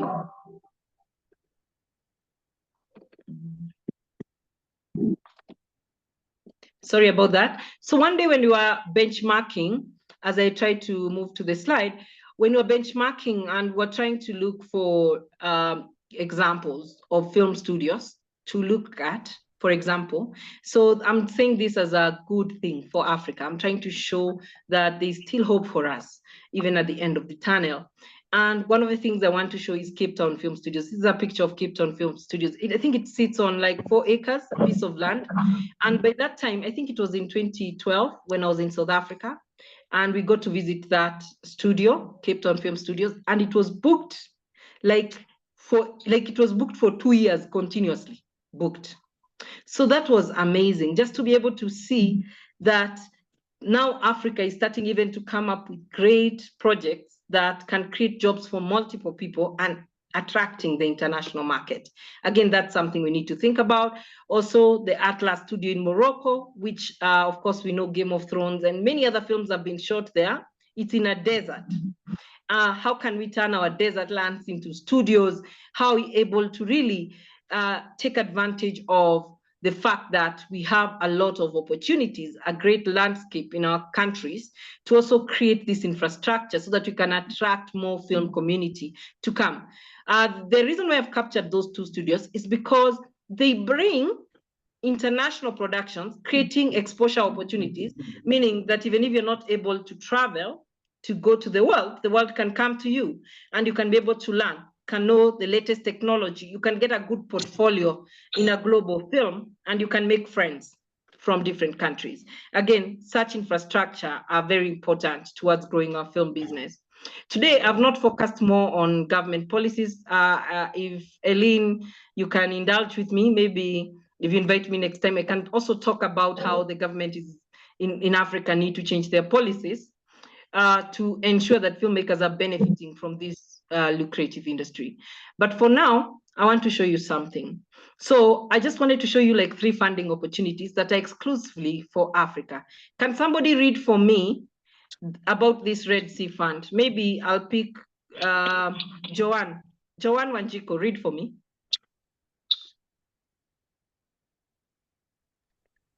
Or anybody who wants to read. Joanne, you can read it for us, please. The Red Sea Fund. The Red Sea Fund. Oh, sorry. Okay. The Red Sea Fund, a program under the Red Sea Film Foundation, has announced the open call for production projects as part of its second cycle for 2024. Filmmakers from Saudi Arabia, the Arab world, and Africa can submit their applications from April 6th through April 30th, 2024 via the link provided. This cycle is specifically designed to support projects that are at the production stage, offering financial grants to assist filmmakers in bringing their vision to life. Eligible projects include feature, fiction, documentary, animation films, as well as series and short films. Since its inception in 2021, the Red Sea Fund has supported over 250 projects, including feature films, shorts, documentaries, series, and animation films. Many films supported by the fund have won several international awards over the years. Yeah, to submit your application or inquiry about the fund, this is the link here. Yeah. Thank you. Thank you so much, Joanne. So I just wanted to tell you about this fund real quick. This is a fund that can give you up to 500,000 USD for development. Can give you the same for production, can give you the same for post-production. So in short, this is a fund that can give you almost $2 million.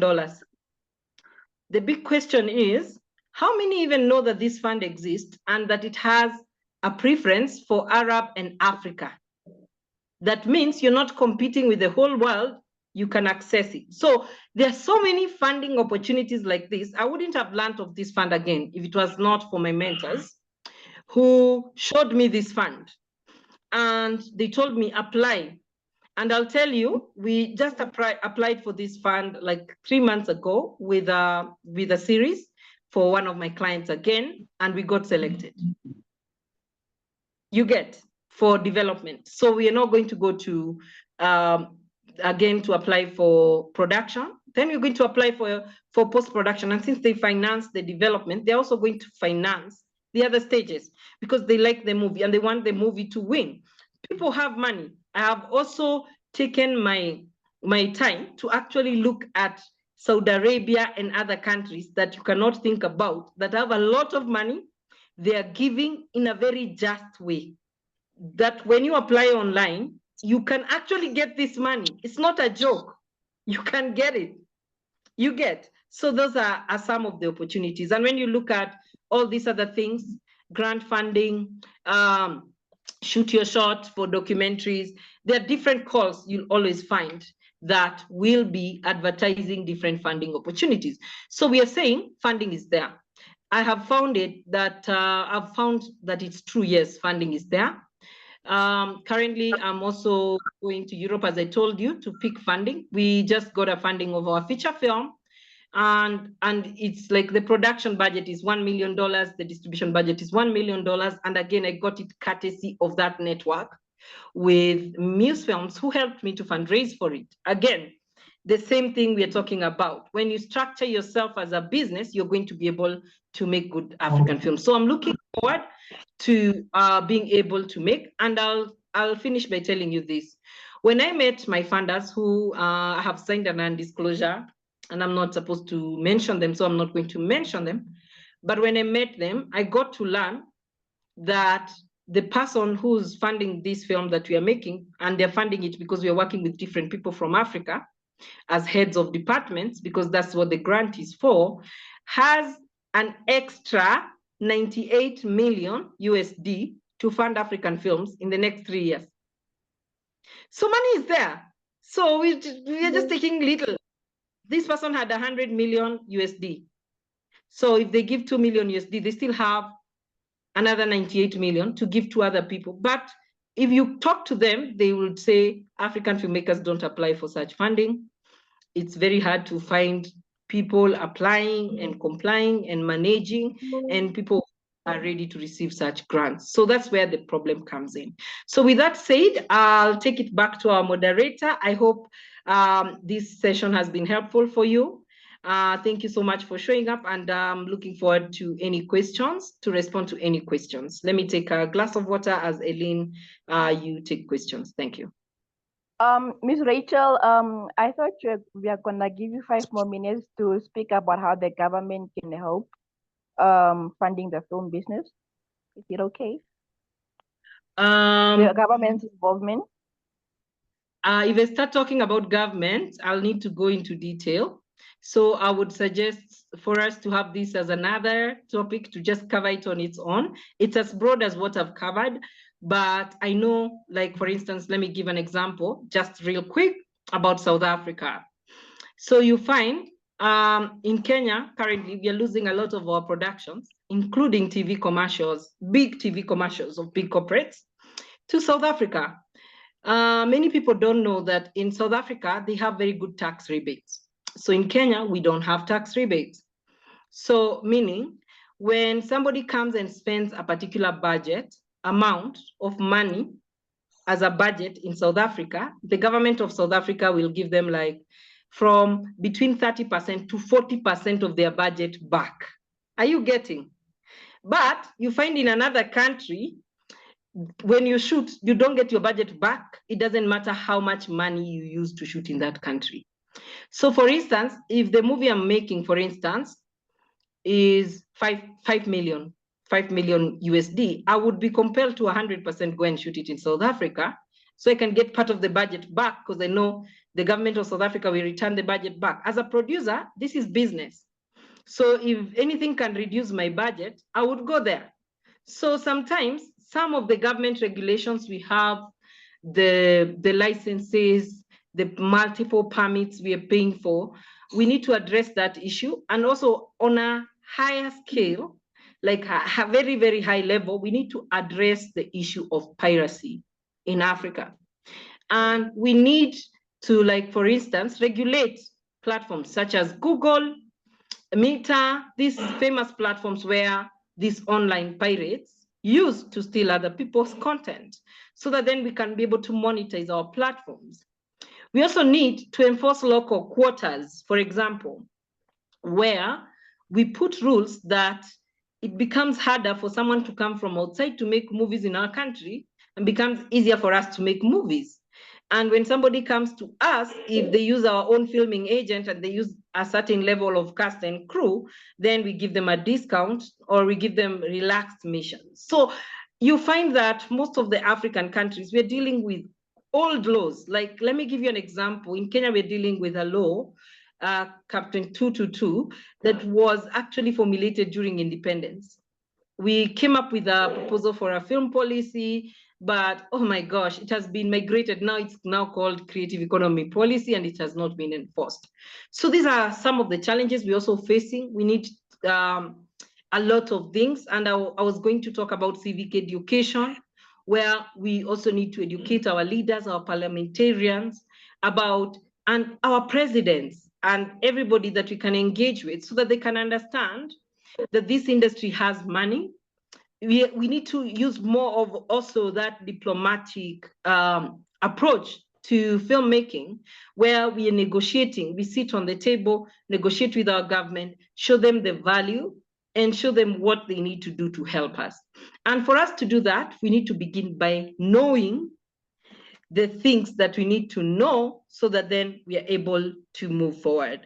And as I finish, I just had forgotten to say, Eileen, that at Youth Film Platform Africa, we have these and more interesting classes. You can enroll on www.youthfilmplatformafrica.com. We have a whole one-year curriculum. When you come to our program, you don't go back the same, and you're allowed to join the program from any country in Africa.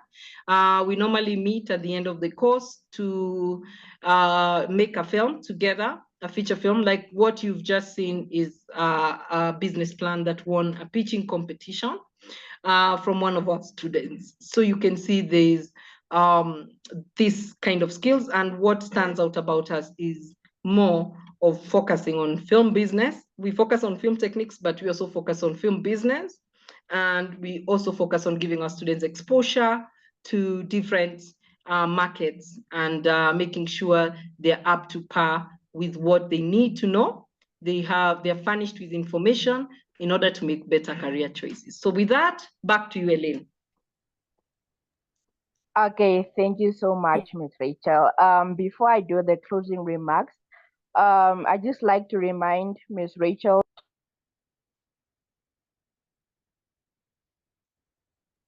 Oh, Elaine, maybe we can take questions first. Maybe I can take a few questions.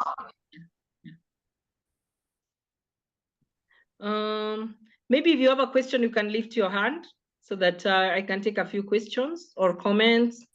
I'll also be reading through the chat to see. Okay.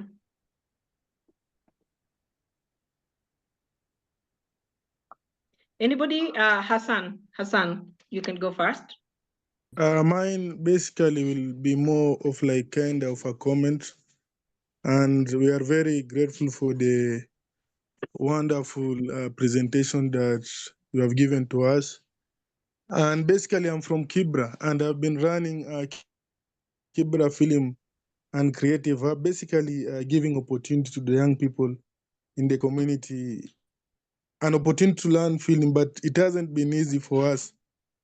As we know, Kibra, there is a lot of funding, but getting funding in perspective of film, it has not been that easier to us, because if we can get a little bit of funding and equipment, we can create content and even earn from YouTube and Instagram and social media platforms. So maybe you can give us some advice. And as I'm concluding, I'd also like to thank you for giving opportunity to the youth to learn film, because I've been following your platform, and even some of the youths from Kibra have been beneficial of your program. Thank you. Almost done. Thank you very much, Hassan, for that. And I really appreciate. And maybe if you need further help or anything, Eileen has given us an email there and a number. And also, I think you know how to reach us, I assume. Maybe Eileen, you can put my email there if you're able to. But if you're not able to, maybe after this chat, I'll just put my email, so that we are able to keep communicating and be able to keep learning from each other. And I think we'll have more of these sessions. I think 1 hour and a half cannot be enough to train in this film business. I'm looking forward, and thank you for your feedback. I'm looking forward to more of these sessions so that we can keep learning. You can also apply for YFP Africa classes as well. This is a non-profit program, and therefore we also take care of people who are looking to scale. And very soon there is a project we are launching. Watch out for it. It's a sort of an agency to help artists grow and scale their businesses as well. When that is done, again, we're going to use the same emails you registered with to just communicate with you guys, so we can see what businesses you're running and how we can come through with our partners to capacity build you, to help you make your business plan and help you make your plans and a calendar of implementation and potential linkages to the people that you may need to meet so that you can make your projects a reality. So thank you.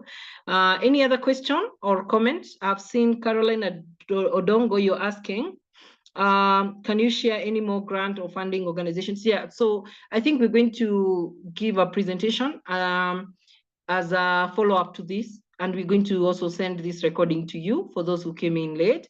You're going to give a presentation, and I'm going to add some more links to the grant funding. Okay, yeah, so any other question?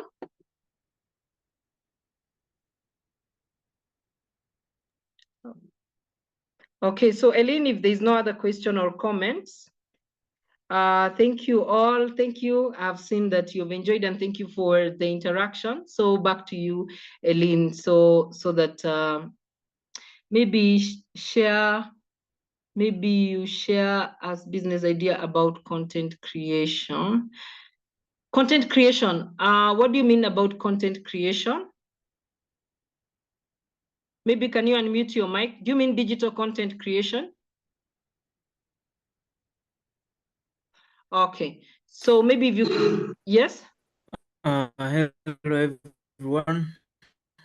Hi. Um, Oh, unfortunately, I hello can't hear everyone. you. Yeah, I'm in yeah. Uganda, Okay. Kawale district, southwestern. You can't hear me? I can hear you now. Hello? I can. Hello, I can hear you now. Yeah, I'm Nabasa Crescent from Kawale, southwestern Uganda. Hello? Okay. So I was asking, like, if you can give us business ideas, like how we can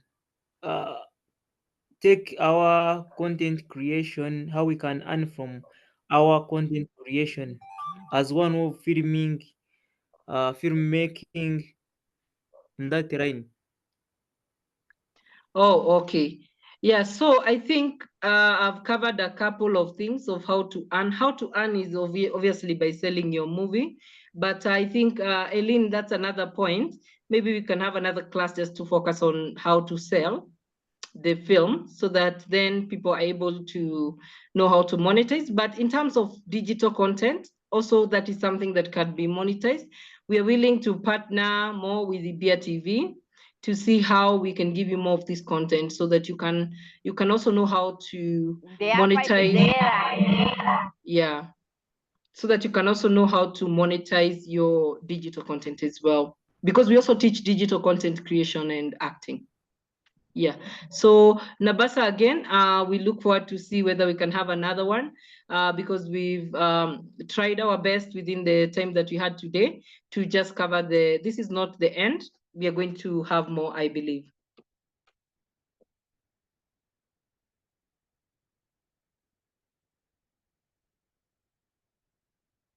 Are there business partners in Kenya who saw responsibility? Wait, that's a good question. Let me go back. So Kitura Kamo, you're asking, are there business partners in Kenya whose sole responsibility is the biashara side of film? Yes, like myself. I normally focus on films, business side of film, but as I've said, yes, I know we have a shortage for sure. We need more people to focus on this. We have Wangeshi Murage, who focuses on distribution. We have My Movies Africa. We have a couple of people who actually in Kenya that I know personally that actually focus on film business. We even have people like Kiva Fund and DocuBox who focus on financing film. So we have people like Kenya Grips who deal with equipment, getting licensed globally acknowledged equipment to be there for yourself. So we have a couple of people who actually focus on the business side of film a lot. Yeah. And then I've seen the other one. Give us another class for sure. This was informative. And on IbiaTV, when are you going to make the platform accessible to us in other countries? So that question, you will take it up, Eileen. Yeah, so thank you guys. Back to you, Eileen. Can I ask before you please go, Rachel? Yes, yes, you can. I'm sorry to intrude. I didn't know the button for raising hands and stuff like that. My question is why I asked that question on soul business. I know that that's what you do, but I was wondering whether there is a facility in Nairobi or in Kenya where you basically go and they'll handle your legal. They'll handle this is your legalese. They'll advise you, or they'll handle the financial and the banking side of things, so that the artist or the filmmaker can concentrate on the art or the craft itself. So that it's not, I was not asking about the distributions per se, because that one I know, but I was asking so that I don't jump shop. So I talk to this lawyer, then after talking to this lawyer, I have to talk to this bank because I know of a banker, I know this Shylock or something like that. Do you know of a facility or people who actually sit down, and it's almost like a one-stop shop, where once you tell them this is the idea and you want to like run away with it, you just leave that side of business for them to handle. Sorry about the intrusion. Gatora, that's a very good question. Gatora Kamau, this is a very good question. I have not heard of a multi-purpose agency in Kenya at the moment that does sales, distribution, everything for you, like more of a management outfit. But I would say that I can see some organizations that are growing into it, but I wouldn't want to recommend because we are all launching our agencies. All of us are starting now to think about it.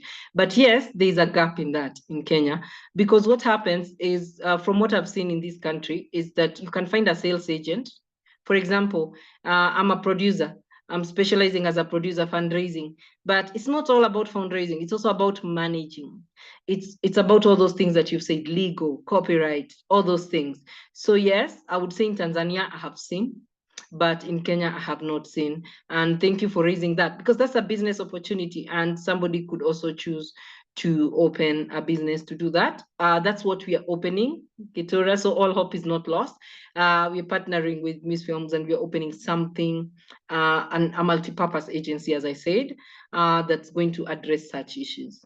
But it's not yet established. So that's why I didn't want to talk about it, because it's not ready for business, because we need to first find out who are the artists we are working with, and you get all that. And then we know we have to sign a couple of MOUs for that agency to work. You need regional corporations, you need global cooperation. So you need to link up with other agencies so that you can bring jobs to your artist. So it's a whole, I learned that it's a very difficult thing to do, but we are going to do it. And thank you for that question. And I hope that we can all start thinking in that high level so that you can make this contribution. Gitora, maybe you should start one since you came up with that idea. Thank you.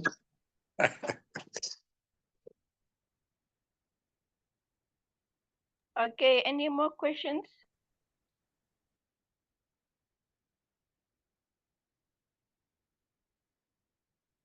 Okay, no more questions.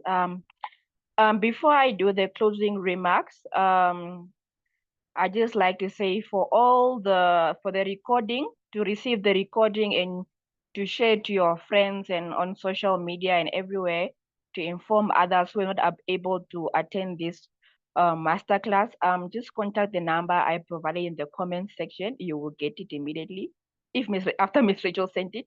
So you can share to friends and people who weren't able to tune in tonight. Please share so we work together to build the African creative economy. And for all the inquiries about the masterclass and about IbiaTV and Youth Film Platform Africa, also kindly contact the number I provided in the comment section. We will answer all your queries. Everything about IbiaTV, when it will launch and everything will be provided once you contact us on the number provided. So yes, we have come to the end of our masterclass. There's a question. There's somebody with a hand up. Sorry to interrupt you, Elaine. I think it's Maruma. Maruma, maybe you can go quick because I think we are well past time. Good evening. Yes, my question was to you, Miss Rachel. You say in Tanzania there's someone who does all that you a multi-agency. Who are they, if I may ask? Because I'm in Dar es Salaam at the moment. I would like to know. I know. Like for instance, what's the name? This manager of Diamond Platnumz. He has a multi-agency that manages different aspects of artists, but it's not just for filmmakers. Yeah. Hello? Hello? Hello, are you speaking about Babu? No, I'm speaking about Mendes. Salam SK. And actually, I have even been in a discussion with them about filmmaking. So I realized these guys are open to managing different kinds of artists. I was trying to give an example that in Africa, we don't have such kind of very good agencies, but at least Tanzania is trying. They're trying to get that kind of management kind of thing. Yeah.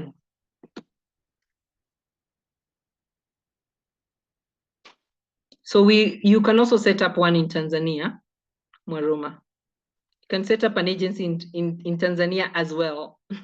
Okay, thank you. I'm in the process of doing so. So thank you for the information as well. Okay, thank you. And to answer the questions about future masterclasses, we already have the topic for the next masterclass. So do subscribe to our IbiaTV social pages for the next for updates about the next masterclass, which I'll provide if you contact the number I provided in the comment section below. In the comment section, and also please do we welcome suggestions for future topics you would like to cover in the masterclass as well. You're also welcome to do that by contacting us in the number provided in the comment section. Okay, we have come to the end of our masterclass, and we would like to thank Ms. Rachel Wanena so much for providing us all these very important information for free. Thank you so much, Ms. Rachel. We learned so much, and thank you to all of you for joining us today, despite your busy schedules. We couldn't do this without you. Till we meet again for the next masterclass, which might be next week, just subscribe to our social media pages. Yeah, we'll call it a night. Good night, everyone. And that's all, folks. Good night.